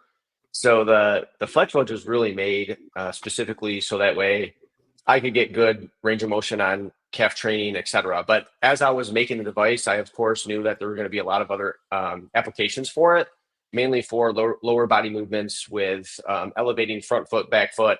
Also being able to do some elevated heel squats. I do Bulgarians on them. It gives me a deeper Bulgarian. I know we all like to make Bulgarians even harder than they are normally, but but I knew all those applications. But then, you know, when a product, not just my flex wedge, but other people's products that are very versatile, I think what not only the manufacturer can find, but also customers who own the products can find is that through trial and error, or just sometimes by luck, you find out that there's other uses for your product than you originally thought. The product does have to be versatile. Especially with a small space. Yeah. So like I try lots of different things with my Infinity Arm and with the Flex Wedge. Those are pretty versatile products. Same thing with Infinity Bench. Trying out new things that I haven't done before, and sometimes you happen to fall upon something that works out pretty good. So I was I don't have anything to really do like the low cable row. When you saw the video, it's just set up with the bullet pulley down low on my rack that you can see right there. And I needed just something good to put my feet up against. And so I gave it a whirl with the Flex Wedge, and I put it down in its lowest position, and it worked out great. So just nice. That was more by luck than anything else. But I do think that when you have versatile products, they end up solving a lot more problems than you thought about. Right. Yeah. Have you seen anybody else using one of your products for something that you didn't think about? Like, oh, wow. Oh, that's cool. Like somebody else using it. You're like, I never thought you could do it. It never occurred to me I could do that with this. It's cool too. I would say Matt Porter was doing some work with the Flex Wedge on a belt squat. And it's really just like an elevated heel belt squat. I don't own a belt squat, so I never thought of using it for something like that. I want a belt squat, but I don't have one currently. But that was something I've seen the Flex Wedge being used for that I had not thought about. So I think I've seen some of that. I'm sure we'll see more as time goes on and as I get bigger and come out with new stuff. So, as your empire grows. So you have something coming out. Yeah. Now you have something coming out that you've been teasing, and that's a bar that's specifically made for landmines. So I don't want to bury the lead. From what I could tell, the sleeve's going to have the knurled handle for improved grip, and that's going to have the sleeve will have the same diameter as a barbell shaft. So you've got it right there. Okay. Yeah. So that's the same diameter. Actually, hold on. Let me. I'm going to give you full screen. So put it back up again, Jay. Yeah, you got it. It might come off a little dark. Oh, here we go. No, a little bit better than we can see it. Okay, so that's the same. The handle is the same diameter as the barbell shaft, so it's easier to hold on to. Especially, my wife and I were talking, and we were talking about how actually it's ironic. We're talking about products for women, and we're talking about women tend to have smaller hands than men. So if you have something that's designed, that's the same diameter as a sleeve, women, if they want to use a landmine, they may feel more comfortable with something that's got a smaller diameter handle, like what you're talking about there. Walk me through some of the other features of this. What are you calling it? The landmine bar? Landmine bar. I would say we could definitely I've had some thoughts on some other creative names, but when it comes to naming the product, I think what really came into play was trying to own landmine, right? Yeah. So that's kind of like why I'm leaving it that term right now. I believe that's probably what it's going to end up staying. But yeah, I've had fun working on the project. Believe it or not, I actually was hopeful to have some version of this last year at HomeGymCon. the prototype I had at that point in time just wasn't ready, wasn't good enough to bring there. This version would be. There are some very minor, like cosmetic tweaks that are happening to it that I can talk about as we go through talking about the landmine bar. But I do a lot of landmine work, and I'm a bodybuilder at heart, but I like to use my landmine for a lot more than just. So one of the most popular exercises for landmine is called forward intent. You've probably seen a lot of people out there use it, where you grip the end of the sleeve, and you're in like a good like athletic position, and you rotate the bar up as if you're going to do like a push press, or you're doing like a clean and jerk. However, you rotate the sleeve at the same time, and you come up into a press position. Landmine University is one of the ones that does the best coaching on all this stuff, and I've been working with them on it for quite some time. And then shout out to Dan Palacios over at Live Kinetically, does a lot of work with this stuff. So they've been instrumental in the help in creating this product. But you know, it's hard for a lot of people to grip a sleeve to do a lot of this work. So I came up with making a handle that was easier to grip, not just for that exercise, but for everything that we do. Like, I found myself no longer wanting to use that sleeve at all and just use my knurled handle. And coming up with the product, using a landmine on a number of things, like I really started from the ground up. I didn't want to start from, okay, well, I can put my bar into a sleeve. I already can do that today, right? So Yeah. I really wanted to make something that was going to be different, and start from the ground up to say, like, if I really wanted to make an optimal bar for completing landmine exercises, what features do I need it to have? So I can talk about those now. So the first thing is everyone's used to taking their standard barbell, whether it's the one they use for bench, deadlift, squat, whatever, or maybe they own a beater bar. I was about to say, normally we use a beater bar. I don't want to use a beater bar, man. I do so much landmine work. I want to work with something that's good. So some of the limitations with that is, don't get me wrong, I love my Android 2.0. When I do landmine work, the thing is great. But if I want to hire it more than a couple of holes up on my rack, the sleeve comes out. And that's just any landmine bar sleeve that you have out there. So the end of my landmine bar actually attaches to your rack, and at the end of the barbell shaft, it comes to a T. I'm gonna bring my laptop over for a close-up in a second, but you can see it in some of the videos I've shared. It comes to a T with a bolt. That bar cannot come out. You could raise it to the very highest hole on your rack. That bar is not coming out. So you can start from any position on your rack with my landmine bar with no issue, as far as the bar slipping out of the sleeve, because there is no sleeve. It's a simple bolt. So let me walk over here and get a close up so people can get a good look of what that looks like. So can you, let's see that right there? There's the bolts on the side. Nice. If everybody wants a really good picture, just check out my Instagram. I've been putting a lot of information up there. But I just pulled it up on your Instagram, but there it is. I see it better right here.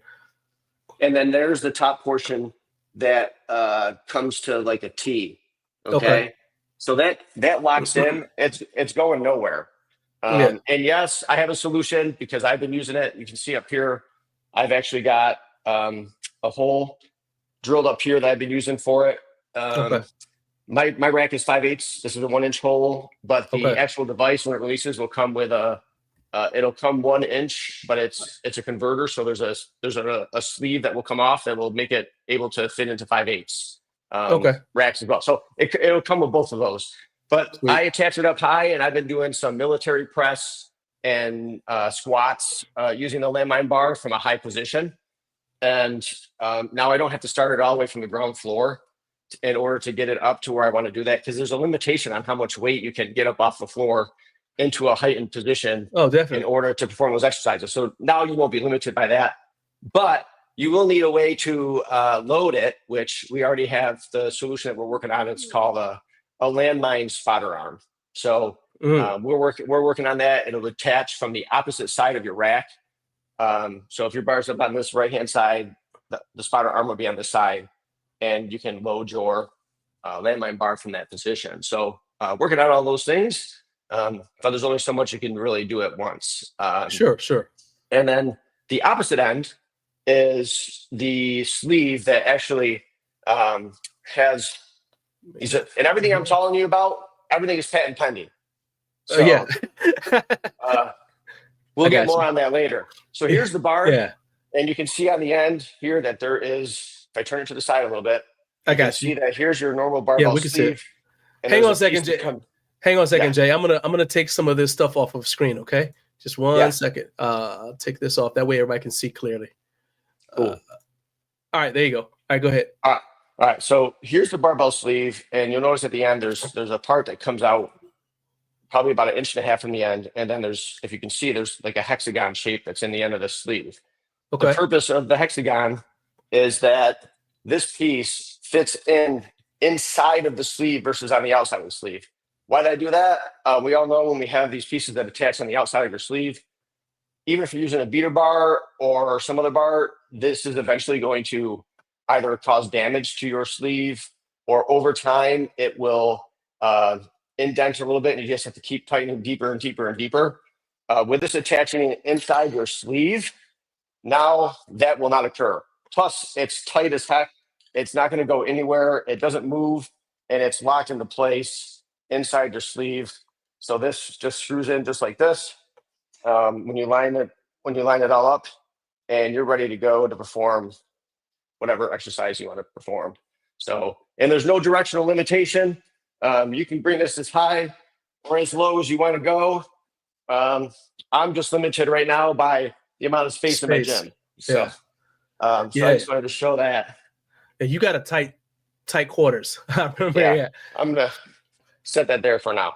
There's a reason why you took the picture with Juji Mufu outside. There's not enough room for both of you guys in there. There's absolutely no way. He's a good dude, man. How did you guys let me see here, right here. How did you guys actually hook up?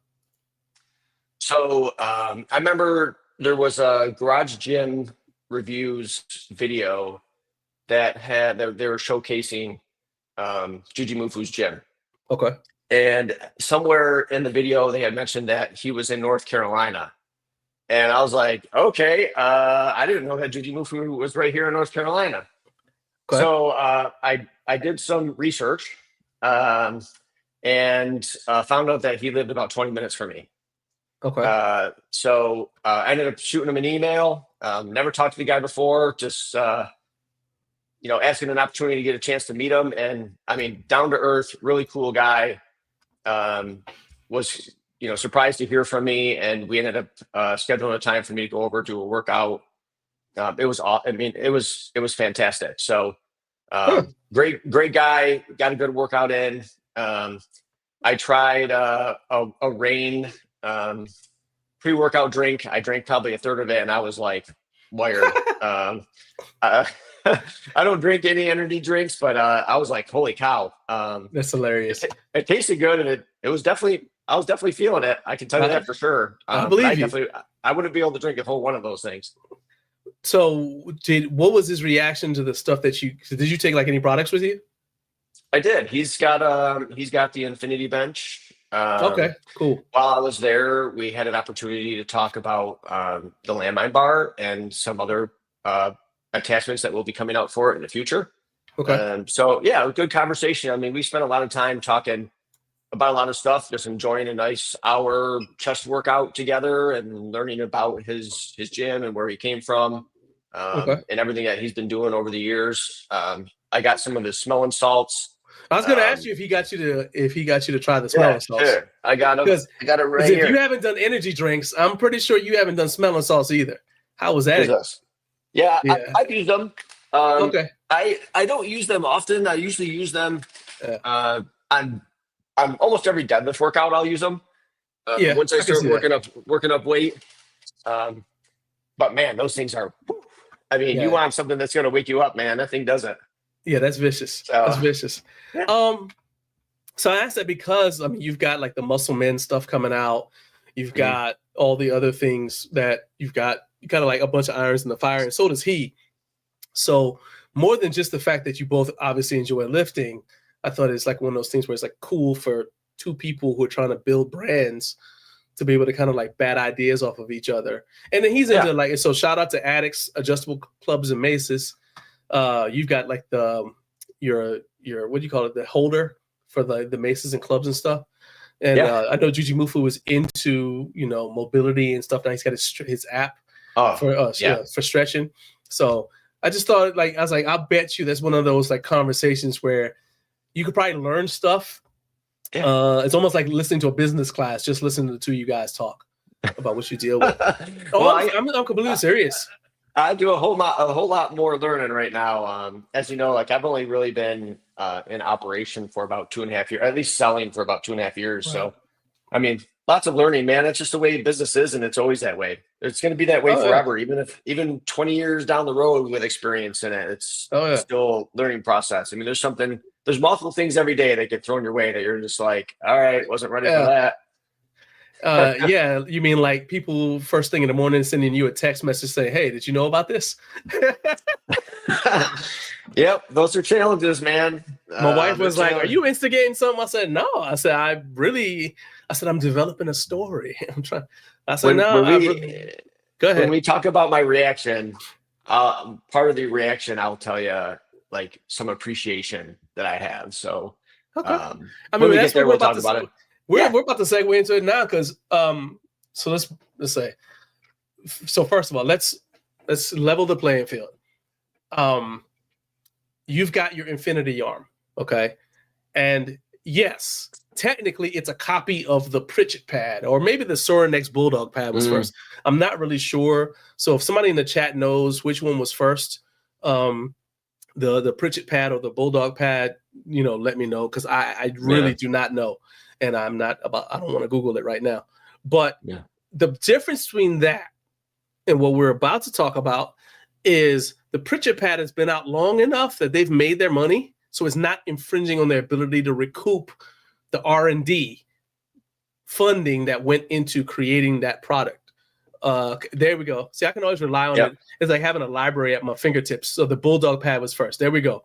Bulldog pad was first. Perfect. Thank you. All right. So shout out Joey and Eric. Thank you guys. Yeah. So they've had the time to make their money back, and people who are fans of Sorinex are going to go to Sorinex and buy the Sorinex brand. Yeah. It's not gonna impair their ability to make money off of their product idea. Okay. And also I would say that the Infinity arm took the idea and developed it. So it's got some functionality that the Bulldog pad doesn't have.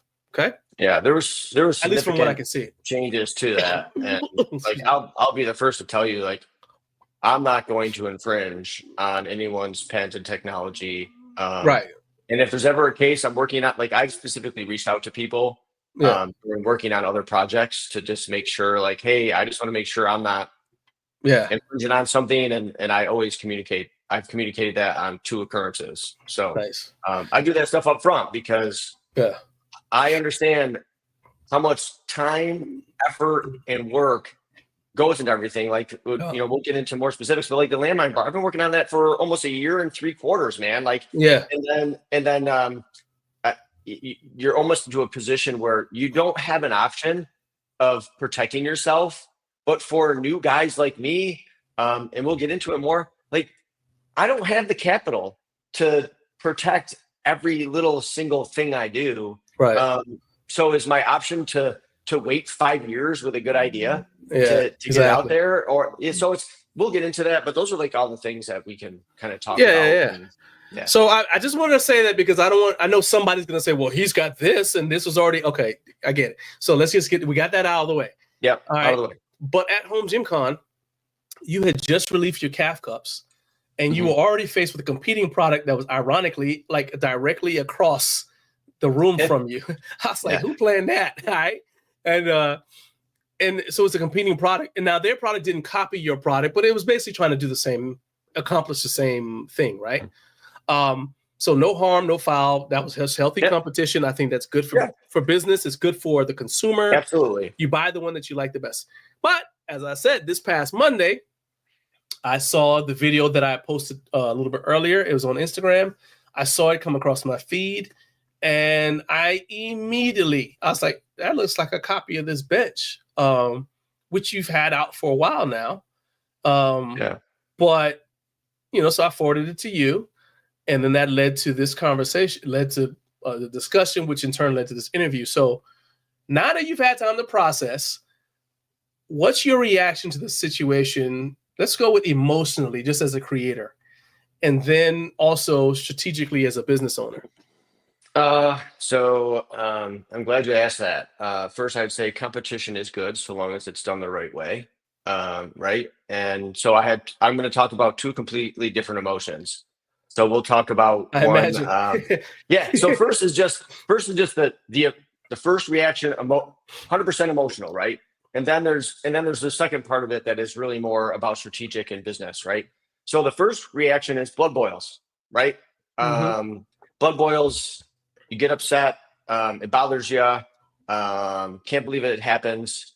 And like I mentioned before, for any of us new guys that are a lot smaller, like it takes so much from us to be able to do stuff that we don't have, like in-house legal, we don't have in-house R&D, we don't have in-house marketing, we don't have the relationships and trusted, like really strong trusted relationships with people, like multiple people to choose from to help us do testing and stuff like that. So that's like always the first reaction.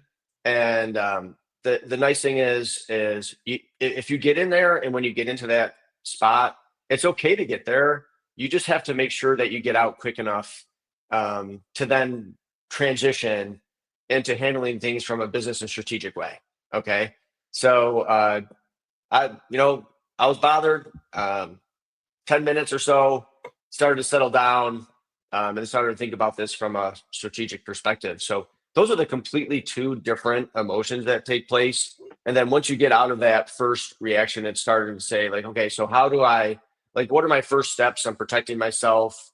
How do I make sure that the way I'm protecting myself is better proactively for future occurrences? Those are the things that start to enter your mind after that first initial reaction. So so that's kind of like how it all went. And I'm sure there's a number of people, we've even seen recent examples of this happening. And the thing I wanted to talk about earlier is one thing I really appreciate, and that's the home gym community, because a lot of you guys it's your heart and soul. You guys follow like everybody that's making exercise equipment, and you guys could identify things like this that take place. And sometimes the worst case scenario is not getting a cease and desist letter if that's what someone decides to do. It is the PR, or like people like you, John, and other people that are dedicated to space, your reaction and like blasting it, right? It's that can sometimes be worse, right? So that's why I appreciate the home gym community, because sharing stuff with us, it allows us an opportunity to hopefully react quickly, and be able to take care of what we got to take care of in an appropriate manner. So my wife was like, she said, I can't believe, because so Monday, let's back up a little bit. So Monday was at the height of I hadn't even been to the doctor yet. Well, no, I had been to the doctor. What happened is I didn't get all of my medication. So I was still, when I sent this to you, excuse me, I was waiting in the parking lot for CVS to open up, because they didn't give me my prescription for antibiotics or my corticosteroid when I went there the week before. So I spent all weekend still sick. So Monday I'm sitting like feeling like this, right? Just kind of barely hanging on. And I went on Instagram to kind of like just give myself something to do instead of just being miserable in the car, right? Yeah. And I saw that. So we had that entire exchange we had in the car, like just kind of like, right? My wife was like, she's like, you are relentless. She said, I can't believe that you even had the bandwidth to have this conversation, much less to get to, to discuss, to even initiate it. And I was like, well, yeah. Like, and I don't want people to think that I'm like two different minds, because I've said in the past, I think that a lot of it depends on, like, I don't want to be the guy that only gets mad if it happens to somebody I know and like, right? Yeah. I believe in giving the creator credit when something is made, but it also goes back to, has this person who's put this money into this product to develop it, starting from the beginning, when you get the idea and nobody else believes in it, so nobody's going to give you any money to help develop it, then you kind of come up with a working prototype. After convincing somebody to make it, whoever you convince to make it is going to overcharge you because they've never had to make one before. So they're going to they say, oh, we have to retool our equipment and our machinery. So they overcharge you for the prototype. All right. So you got past all of that before you finally get to a working prototype. I mean, before you got something that you can actually say, okay, now we're going to make it, try to get sales. Right. Yeah. And that's the only way to make your money back. What I'm after is getting the creator of the product, the original creator of the product, past that point, past the point where they actually make their money back, because without you guys coming up with the idea, we don't have the product. So why would you try to do any more innovation if you're not ever rewarded for it? Instead, all we're going to have is a bunch of copies of what always was. And I remember, this is me being an old person, I remember when gym equipment was all the same. Nobody had a modular power rack, for example. They all came all welded. So you couldn't take things like, for example, if you wanted to put like the bullet pulley you're talking about, it wouldn't work on an older power rack because there's no holes in the cross members. And because it never occurred to them that you would need that, right? I remember those bad old days. And I'm like, we need to reward innovation. And the way you reward innovation is you spend money on it. Or else you won't have the funds to put into the next innovation, product innovation. So I just want to get that out of the way. That being said, I found like the response I got from this guy when I reached out to him, and again, I'm not throwing shots at him, but he said to me, basically, well, I haven't had a chance to see the specs on. So he's got the bench there, right? And he said, I haven't had a chance to see the specs on the bench. I'm like, you're holding it in your hand. I mean, you've got it right there. You could, like, for example, measurements. You got a ruler, right? Okay, well, measure it. And you know, I mean, I understand he already knew like what gauge steel it was. I was like, you already know what it does. But he's like, well, I can't. He said, I think it takes inspiration from the Infinity bench, but because I don't have the specs, I can't 100% say that it's a copy. And I was like, well, dude, I've seen the Infinity bench in person. I haven't seen the bench you're using in person, but just on the basis of a picture, I can say it looks like the Infinity bench. So I don't understand. Like, to me, I understand you've got like probably some financial obligations to the people who sent him the bench. So I'm being sensitive to that. But at the same time, I'm like, you might, I think you could give me a better answer than that. You know what I'm saying? So I mean, he's probably never had to, think about, read about, or see anything about a patent. And until I started this business, neither would I. And the interesting thing about patents is, I highly doubt you're going to see very many patents out there that have specs in them. That's not what's done. So if let's say I wanted to get into making dumbbells, and Power Block Dumbbells has their dumbbell and whatever number of inches it was. Like, I think I measured it before. It's like 21.5 inches. I can't go out there if they hold a patent on it and be like, well, I'm going to make mine 22.5 inches. That's still an infringement on the patent because it's not the spec. The spec is not. Now, there may be some medical devices that spec may matter, and there's maybe some cases where it does in other industries, right? But the patent isn't about a spec. It's not like, okay, my bench is 3 inches longer than someone else's. I'm no longer infringing on it. Well, that's not the case, because in your patent, the specs aren't being put in there, and that's on purpose. It's about the novelty of the idea. It's about how the product functions. Those are the things that are patented. They are unique. They're different. It's not like, okay, well, your bench only has 6 different angles on its chest and back support. This one's got 7. Like, that's irrelevant. Because it's about the technology that makes it and how it folds that is patented, not the number of holes. So now, again, I don't know about every industry and every single patent that's out there, but in a lot of cases with exercise equipment, it's about the novelty of the idea. It's about how the product functions and how it works. that is patented. So your bench, the Infinity bench, has been all over this past year. You debuted at HomeGymCon. You showed it to me, to Gluck, to a bunch of other people.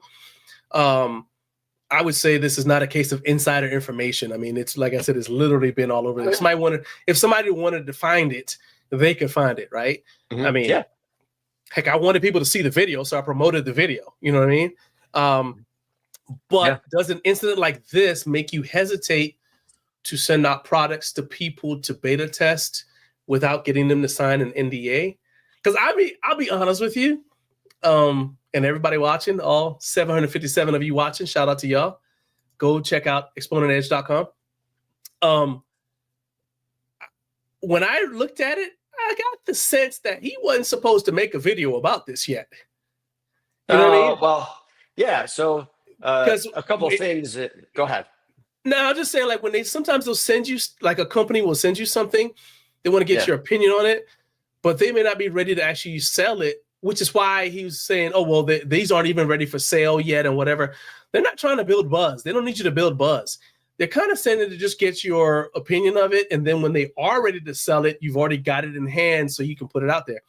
So I feel like he probably wasn't supposed to say anything about it, because it's definitely not on the Makolo Instagram.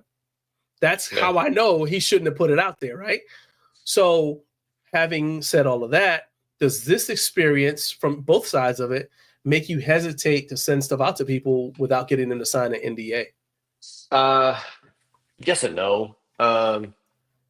Listen, beta testing is absolutely critical and valuable. Like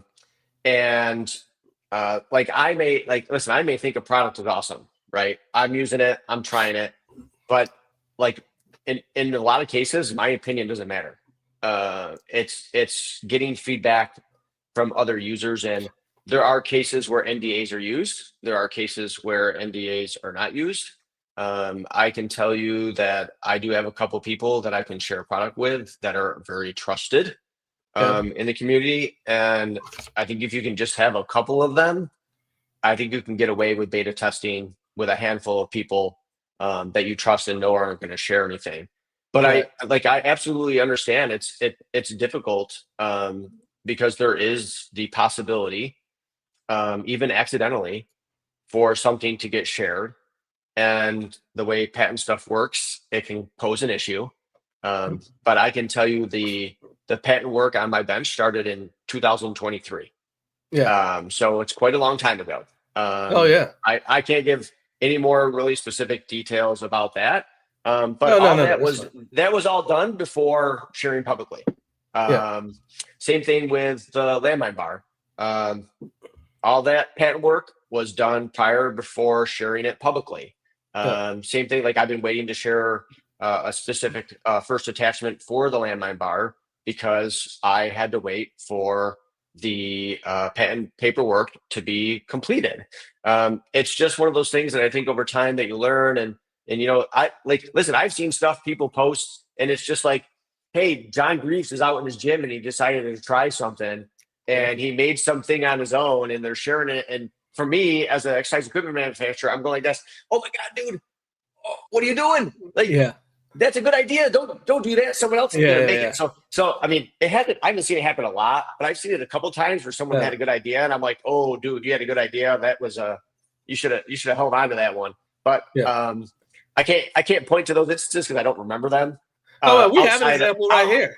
Outside of seeing it before, so all that patent stuff work is done beforehand, and like you have to put some faith into a few people that can test it for you, and then be like, okay, I guess this is what I'm going with. Let's hope that it sells and it's valuable out in the marketplace, because you've got to have your protection in place, or else you get burnt, especially us small guys. Like so that's the kind of stuff that happens.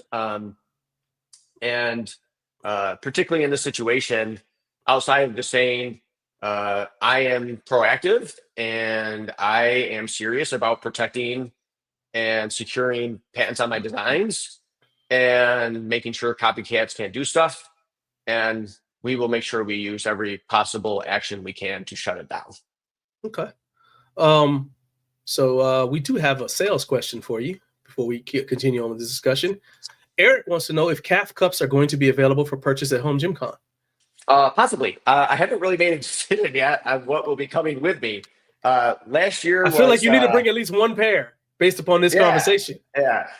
Last year was a little ad hoc. It was my first time there. But I did bring some stuff with me, but it was a good time. I can't make promises yet, but we will have to see. So we Eric, might I wish I work could give you a something better out. answer. Yeah. And Eric, dude, you want to talk to me, man? Shoot me a DM. We can talk. So Nice. There you go. Look at that. Yeah. That's what we're here for. Absolutely. We're here to facilitate sales for y'all. Good morning, Onan. Appreciate you stopping by, hanging out. Shout out to Kettlebell Carlos. Addicts. My guy Donnie is fully on board with he's agreeing with what you're saying as a fellow innovator. So Eric has experienced something like what we were talking about, like the whole life cycle of trying to get stuff done. And he said, that's what I'm talking about, like the gut punch, right? But at the same time, he was like, so he said about 3 years ago, I sent a drawing to Irwin. That was basically the infinity bench, same functions.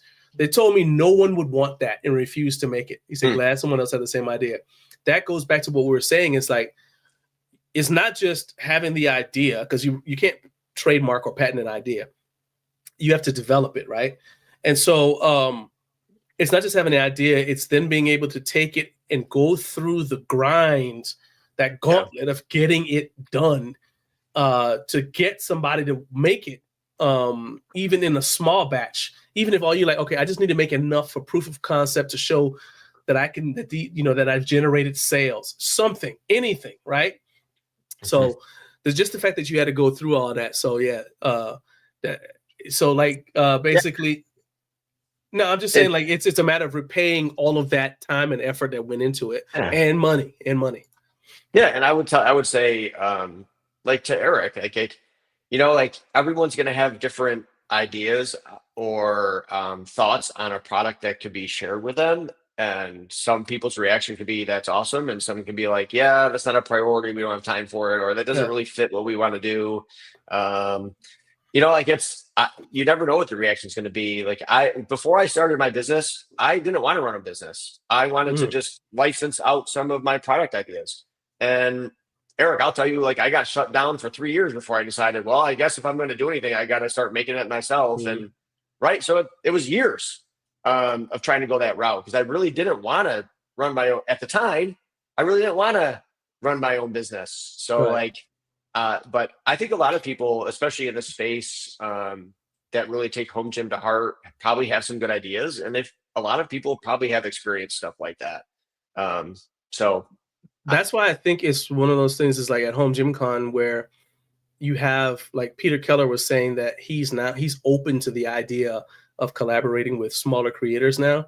But I think that was like the biggest hurdle, just getting a company to listen to you, because you could take that same idea to Sorinex, for example, and they might be like, oh, that sounds, that looks pretty cool.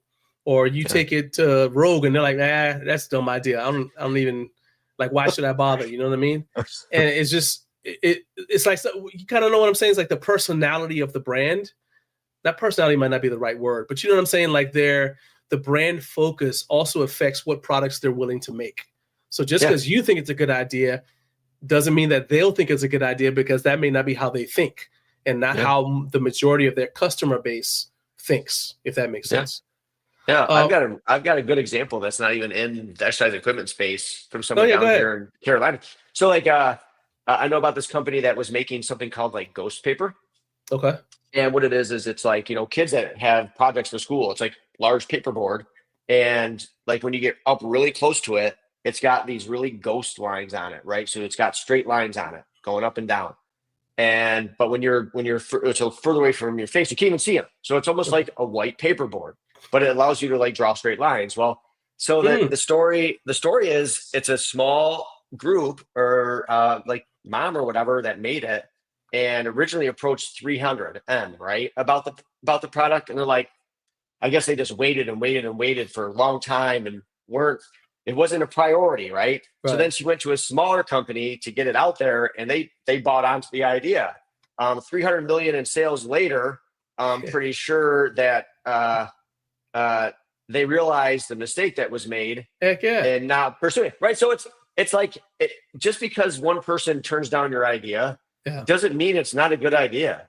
Yeah. So just that's something I would say to anyone out there that's got good ideas. Like, don't let one person telling you like, nah, that's never gonna stop. Don't listen.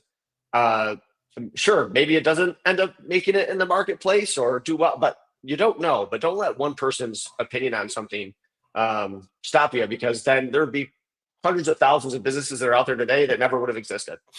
All right. So Eric says the thing about licensing isn't making him too much money. I will say that when you license something, you're gonna make money based off of the sales. So one thing I've learned in trying to kind of license and do stuff in the past is a lot of it is going to depend on how much effort is put into pushing out the product. You know what I mean? So like, let's use like the most obvious example, Michael Jordan, brand Jordan, right? He's putting effort into marketing the brand Jordan stuff. He didn't just hand it to Nike and say, I'll make money off of every shoe, and then that's that. So you kind of like, it's like you almost got to do all of the work in the beginning to the point where you feel like, why am I doing what do I need you for if I'm doing all the work to promote this? But yeah. And let's see here. Eric says Silly String was originally designed as a spray cast for military personnel in the field. He said, good idea, wrong market. Yeah. Yeah. Look, having been in the military and been around E3s and below, I can say that whatever they used the Silly String for was definitely not what it was supposed to be used for. I can just promise. I promise you that. Okay. I'm just gonna think these are 18-year-olds in the military are like 18-year-olds everywhere else. And if they get some free time without too much supervision, and then you hand them a can of this stuff, things are gonna happen. That's all I'm gonna say. Things are gonna happen. Yeah. So I told you that I think that your brand is a textbook analysis. A textbook example of a SWOT analysis. Your strengths are your stuff is designed to be compact, multifunctional. Your biggest weakness is you're a smaller brand. We talked about that. So you don't have brand awareness, but you do have a ton of opportunities to sell your stuff and develop new ones, because not only are you yourself a product user, but you also you're working out 6 days a week. So you're constantly like tweaking, like, oh, I just realized I could do this with it. I just realized I could do this with it. You're active in the home gym space. So you see what other people are doing with your products. And then as far as threats, the threat of copying is real. As we just discussed, you do patent your stuff. There's always bigger brands out there that will copy you. In fact, I had somebody DM me yesterday. They've got another product. I mean, they've got a bench that looked like it might be similar to your Infinity bench, and they just tagged me in it. So I don't even think they know about this conversation that was about to happen. I was like, oh, that's interesting. So there's always bigger brands out there that will copy you as soon as they say proof of concept. So does this seem accurate to you? Like, it's like, yeah, I got strengths, I got weaknesses, I got opportunities, but the threats are real. And then what do you do? Just long-term strategy, going forward, knowing that. Yeah. I think you nailed it. Exactly. You're spot on with all this. Like, being small and starting off new is challenging. Like we talked about before, there's limited capital and resources. And not only just limited capital and resources, we just haven't experienced everything early on in the business to know like what to be prepared for. So those are the types of things I would definitely say are happening all the time. I am actively exploring partnerships to strengthen a lot of these areas. Again, I can't go into any specifics in some cases, but I'm also like internally trying to improve my processes, my capabilities to combat this more in the future on my own. And the biggest strength is product development and innovation. And I think that's where you see a lot of individuals like me, they're starting off with like one product. They ended up finding a solution to a problem that they had. and it's innovative. It's a solution for something.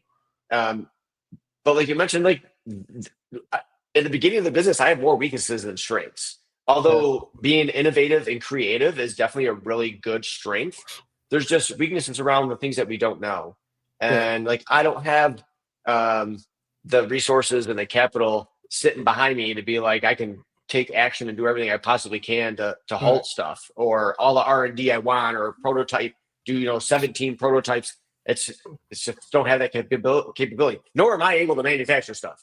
I'm a creative idea maker that has a problem in my home gym space, and I go to my engineer and say, here's a drawing, here's what I needed to do, help me figure this out because I want to solve this problem. So he's your neighbor, isn't he? Yeah. I'm gonna say, did you go bang on his door after I sent you the video? You say, look at that, that's outrage. By then I was cooled down, dude. Okay. So it was just like more of a conversation. Yeah. So yeah. Well, I mean, so before we go, man, let's talk a little bit about muscle mend. As an older, seasoned lifter, I'm a fan of all lineaments and products that are designed to combat joint pain and ache and anything else. So talk to me about Muscle Man. That's your upcoming brand. So to be honest with you, man, I've been making I got them right here. I can kind of show it to people. It's in a package. Here's this is the arnica oil. You can see it says on there.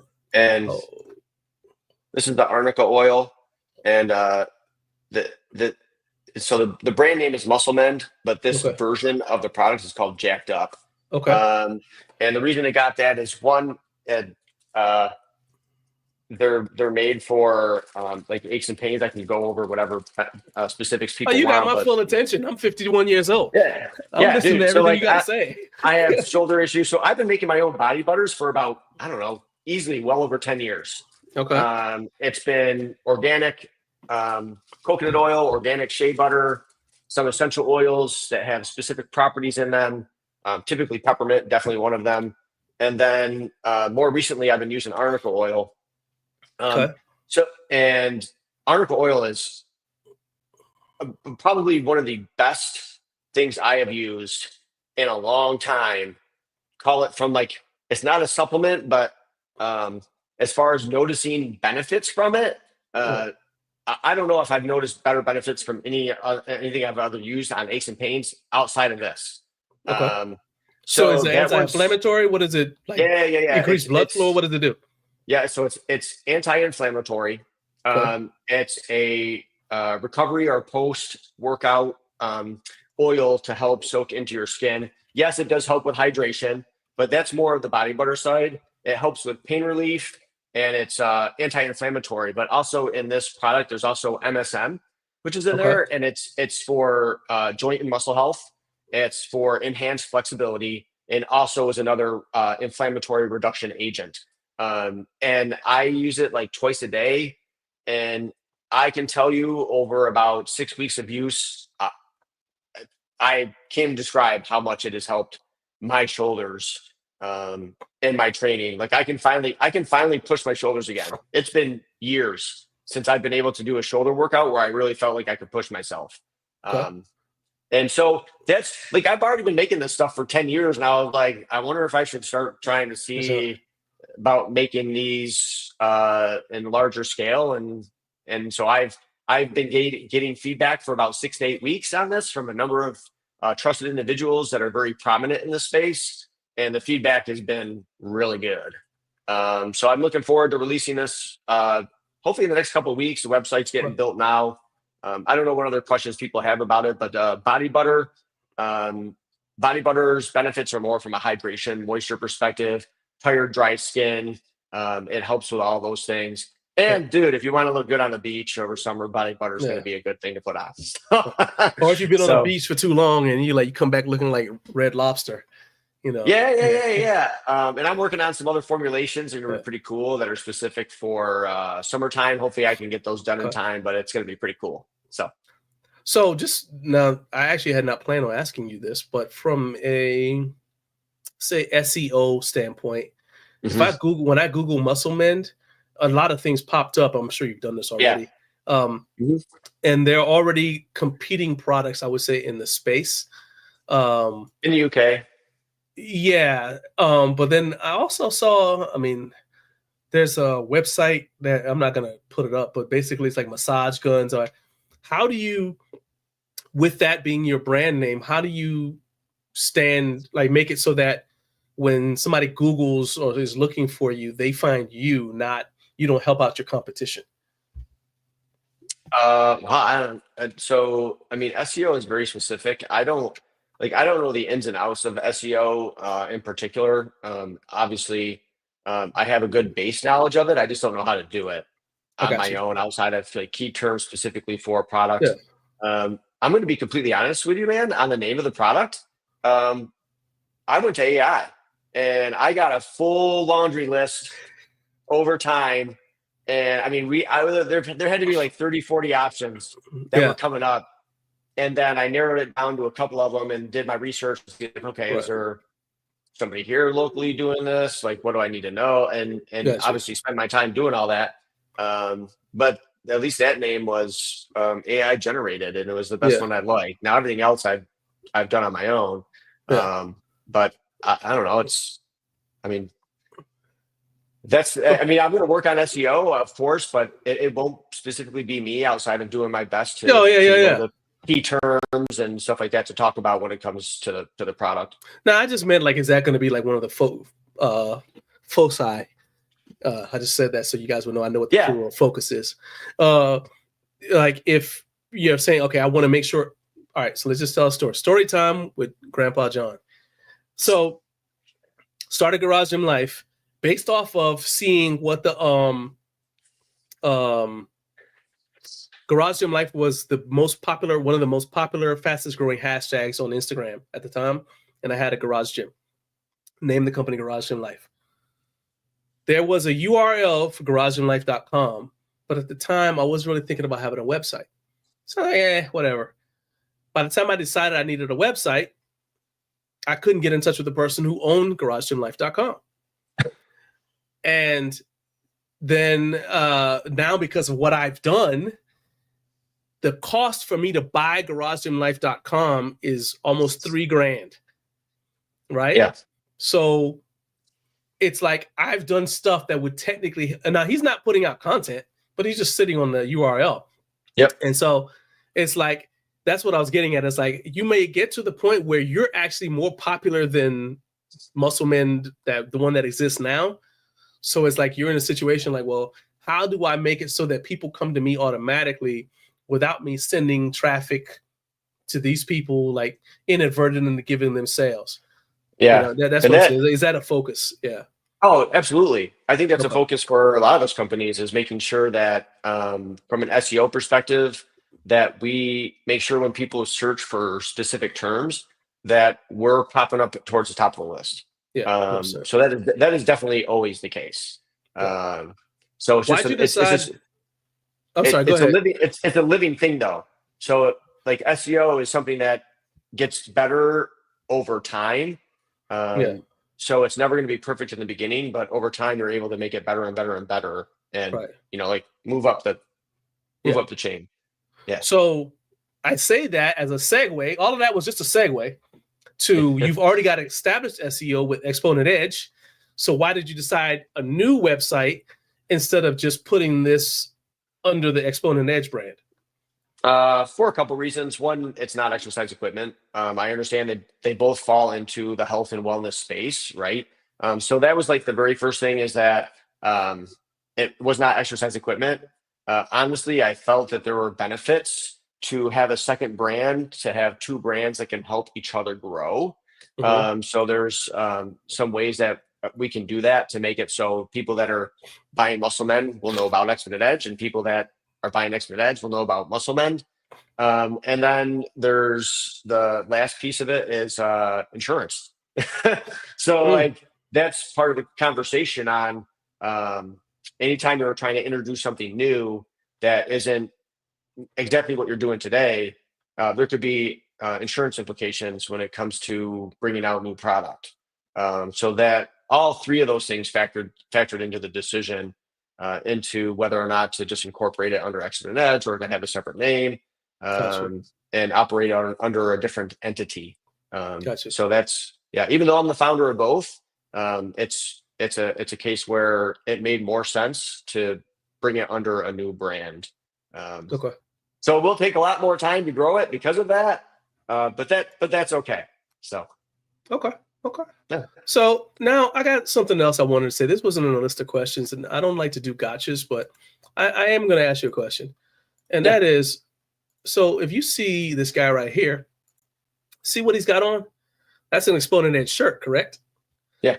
All right. So those exist. However, whenever somebody goes to this location where you would expect to see something like that, I don't see any shirts, man. Where are your shirts? They're there. You can buy them. Where would I need to go to find such? So that's all the exercise equipment. Okay. And there should be some filters. Maybe. Let's try this. You're gonna walk me through this. Okay, you walk me through this. Oh, so this is the home page. All right, we're on the home page. And if I want a shirt, dadgummit, okay. Yeah. So these are blogs. Dude. And we're gonna go with now we click shop. Can you that's click what I'm on here the to do. Filters for me?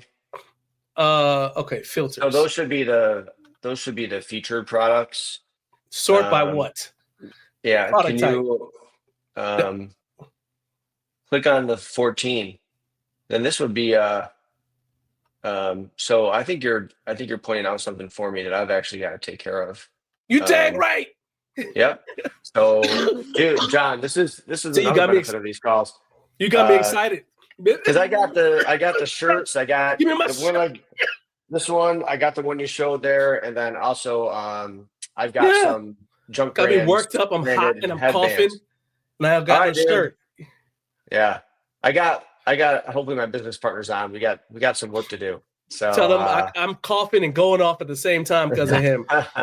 He's risking my life. Thanks a lot. Yeah. Business partner whose name I don't know. All right. Yeah. Yeah, man. I was like, I could have sworn he had shirts. Dude, maybe he doesn't. I know. Carlos, look, it's a serious situation, Carlos. I wanted a T-shirt. He's trying to kill me, Carlos. I asked a simple question. He's like, "Oh, they should be there." What do you mean they're not? Yeah. So, John, go back to the site and search shirt. Okay, hang on a second.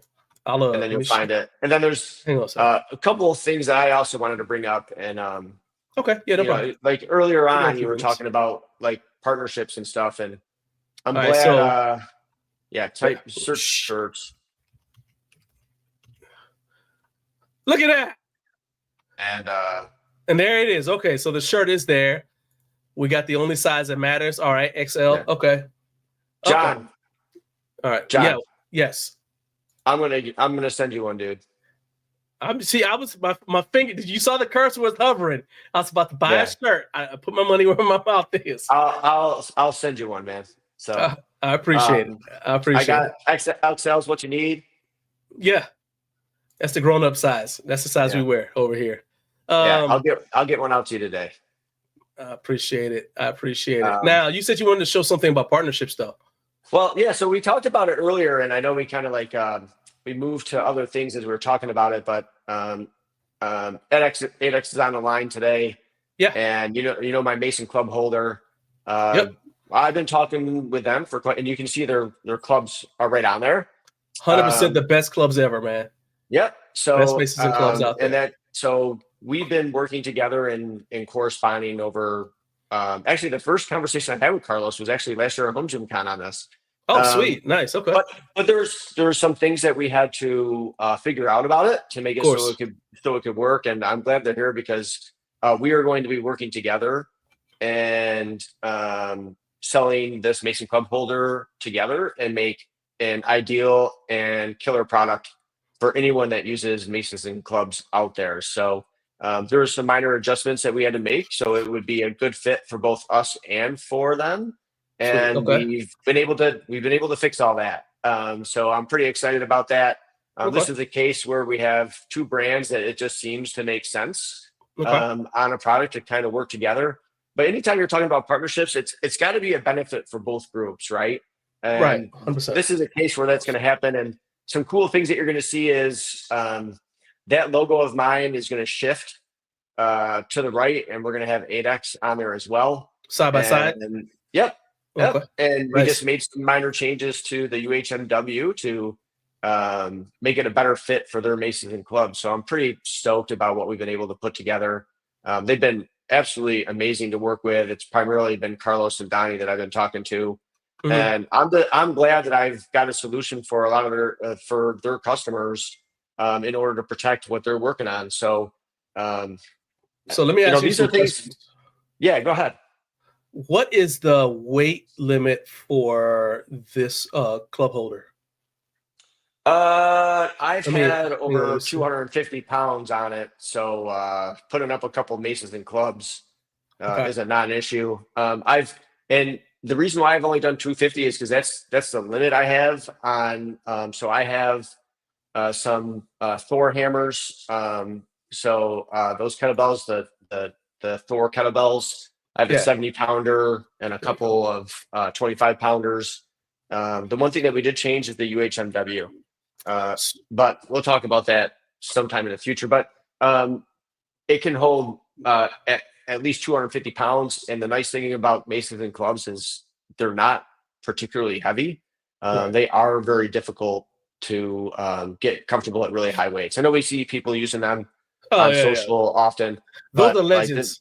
dude, I use right now. I use a 13-pound one, and that is more than enough for me. I'm telling you, those things they're not easy. But the reason I they're asked that is great, because man.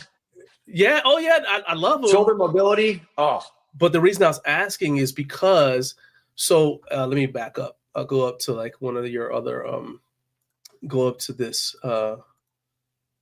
Okay, so you see the reason I was asking is because you see there, you've got the handles hanging there, but you may not have all of these filled out. So for those who don't know, with addicts, maces and clubs, they come and they're modular, so you can basically stack the weight on there to fit wherever you are, and they use progressive resistance. So my reason for my question was, well, let's say I can't use all of this, right? And normally what I have to do in my gym now is all the stuff that's not on the club or the mace is just on the floor. And so with this, it looks like you could take the pieces you're not currently using and stack them on top. Yeah, there's plenty of room. Okay. It'd be hard for me to get a view for you right now. I mean, we're looking at the top of it right now. Computer. You definitely have room up there to put other pieces that you want to stack up there. Like if you were to look at mine right now, here, let me see. This I can show you. I just can't get a top view. You see, let me turn my ring light, dude, because that's gonna just blast people in the face. Yeah. So you see that up there? Oh yeah. There's so many stuff behind it. I've already got one of my Gungner sleeves. Okay. So that sits right behind it, and there's still plenty of room that you can put more there. So you could definitely stack those up there. Oh yeah. That was the reason for the question. I was like, hey, it looks to me like it's not just a solution for the club, but also for the extra weight you're not using. Yeah.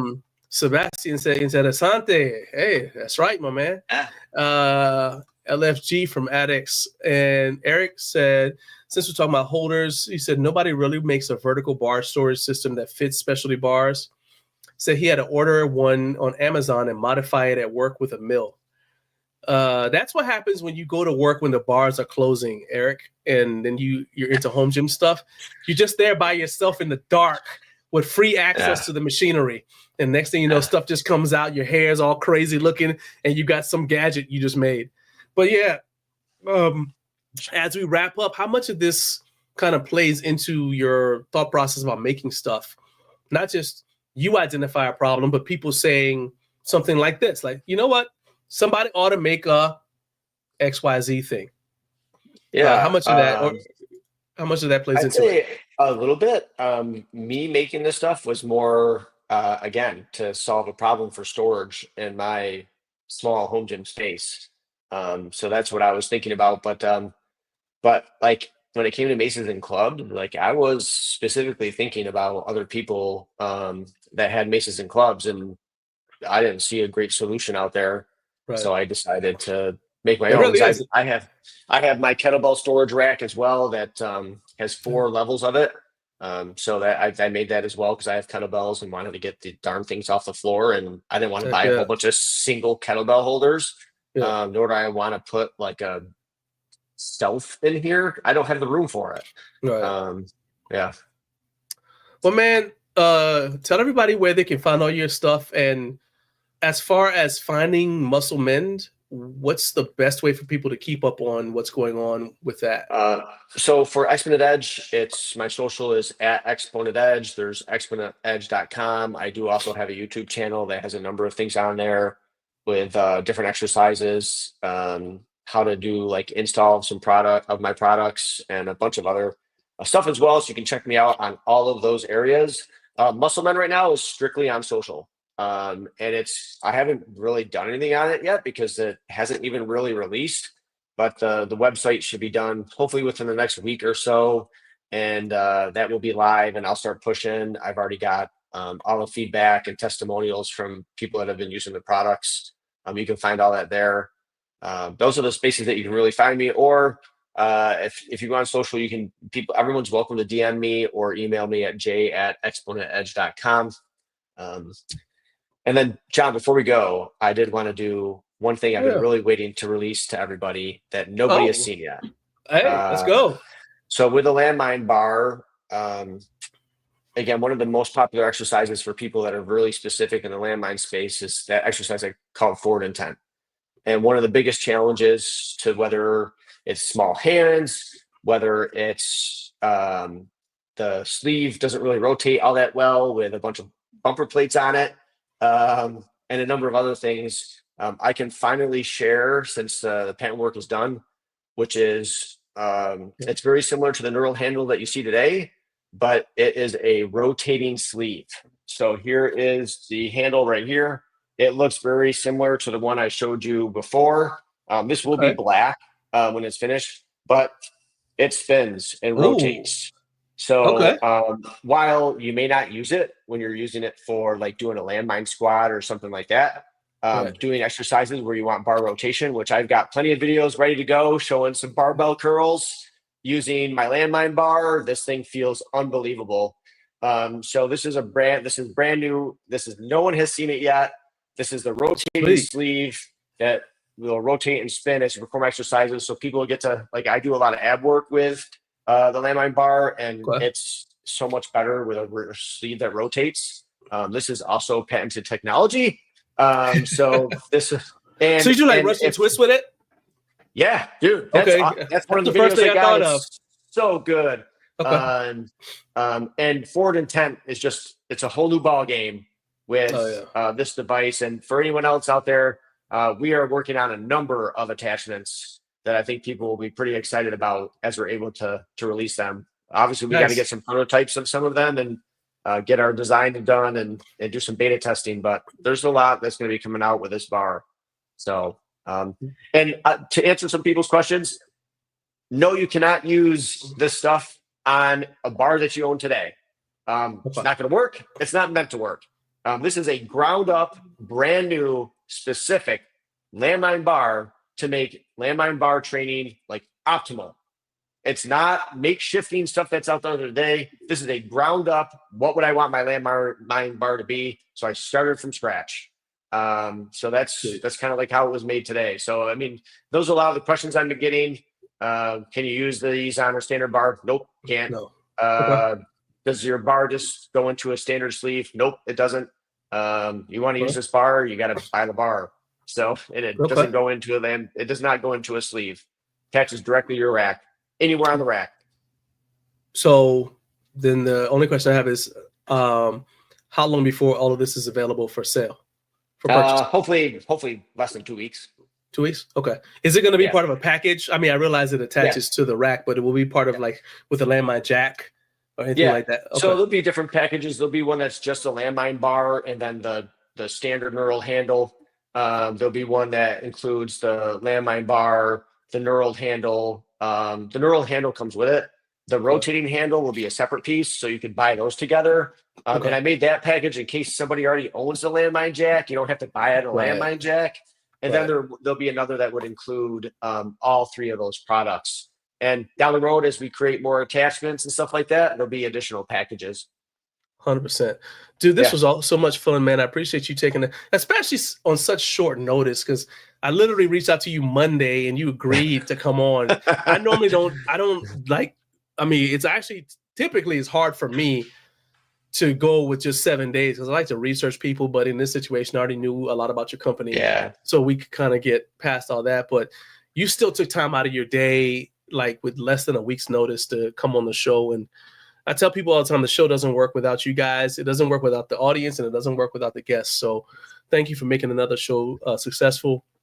And just stay in touch with me, man, and let me know if there's anything I can do for you. And I appreciate you being here. All right. Yeah, I love the invite, man. It was great to be on here. Awesome. So I appreciate it. And we correspond here regularly. Yeah, so definitely. Yeah. All right. Later, Jay. I'm gonna go find some French music. All right. So that was my guy, Jay Benoit, and he's from Exponent Edge. That was a really great conversation with him. We finally cracked 10. That was 10 coughs. Might be 11, to be honest with you, because it depends on whether we're going to count all of the ones from when he was doing all that stuff with the shirt as one continuous cough segment or not. But whatever. Anyway, we are going to get on out of here. I need to go take dose myself with medication for myself, and kind of just chill out and prepare myself to take apart a piece of equipment and put it back together tomorrow. But before I do that, I gotta let you guys know what's going on next week, and that is Kevin from Home Gym Gains is gonna be coming back. Kevin is kind of teased some stuff from Rep Fitness. He's really the only person I've heard talk about this, that Rep Fitness could potentially be coming out with a Smith machine attachment. So he's got much more news about it than I do. I've researched it a little bit, but I was like, you know what? Rather than go through all this, I'm just going to let Kevin tell me the story. So he's going to come on and let me know about it. And then he's also got a thing about deadlift slings, something called a deadlift sling if you live in an apartment. So I'm intrigued to see what that is. Plus, Ben Gutierrez from Texas Gym Builders will be joining us to talk about home gym setup and maybe even show off some of his favorite home gym builds. So make sure you guys are following Garage Gym Life on Threads, because that is where I will give you the guys the latest information about what's happening on this channel. Okay, until next week, just keep on stacking days, okay? Keep on stacking days. Peace out. Thank you so much for being here. No, peace, 2 fingers. That's how we do it. Yeah, peace. Thanks for being here.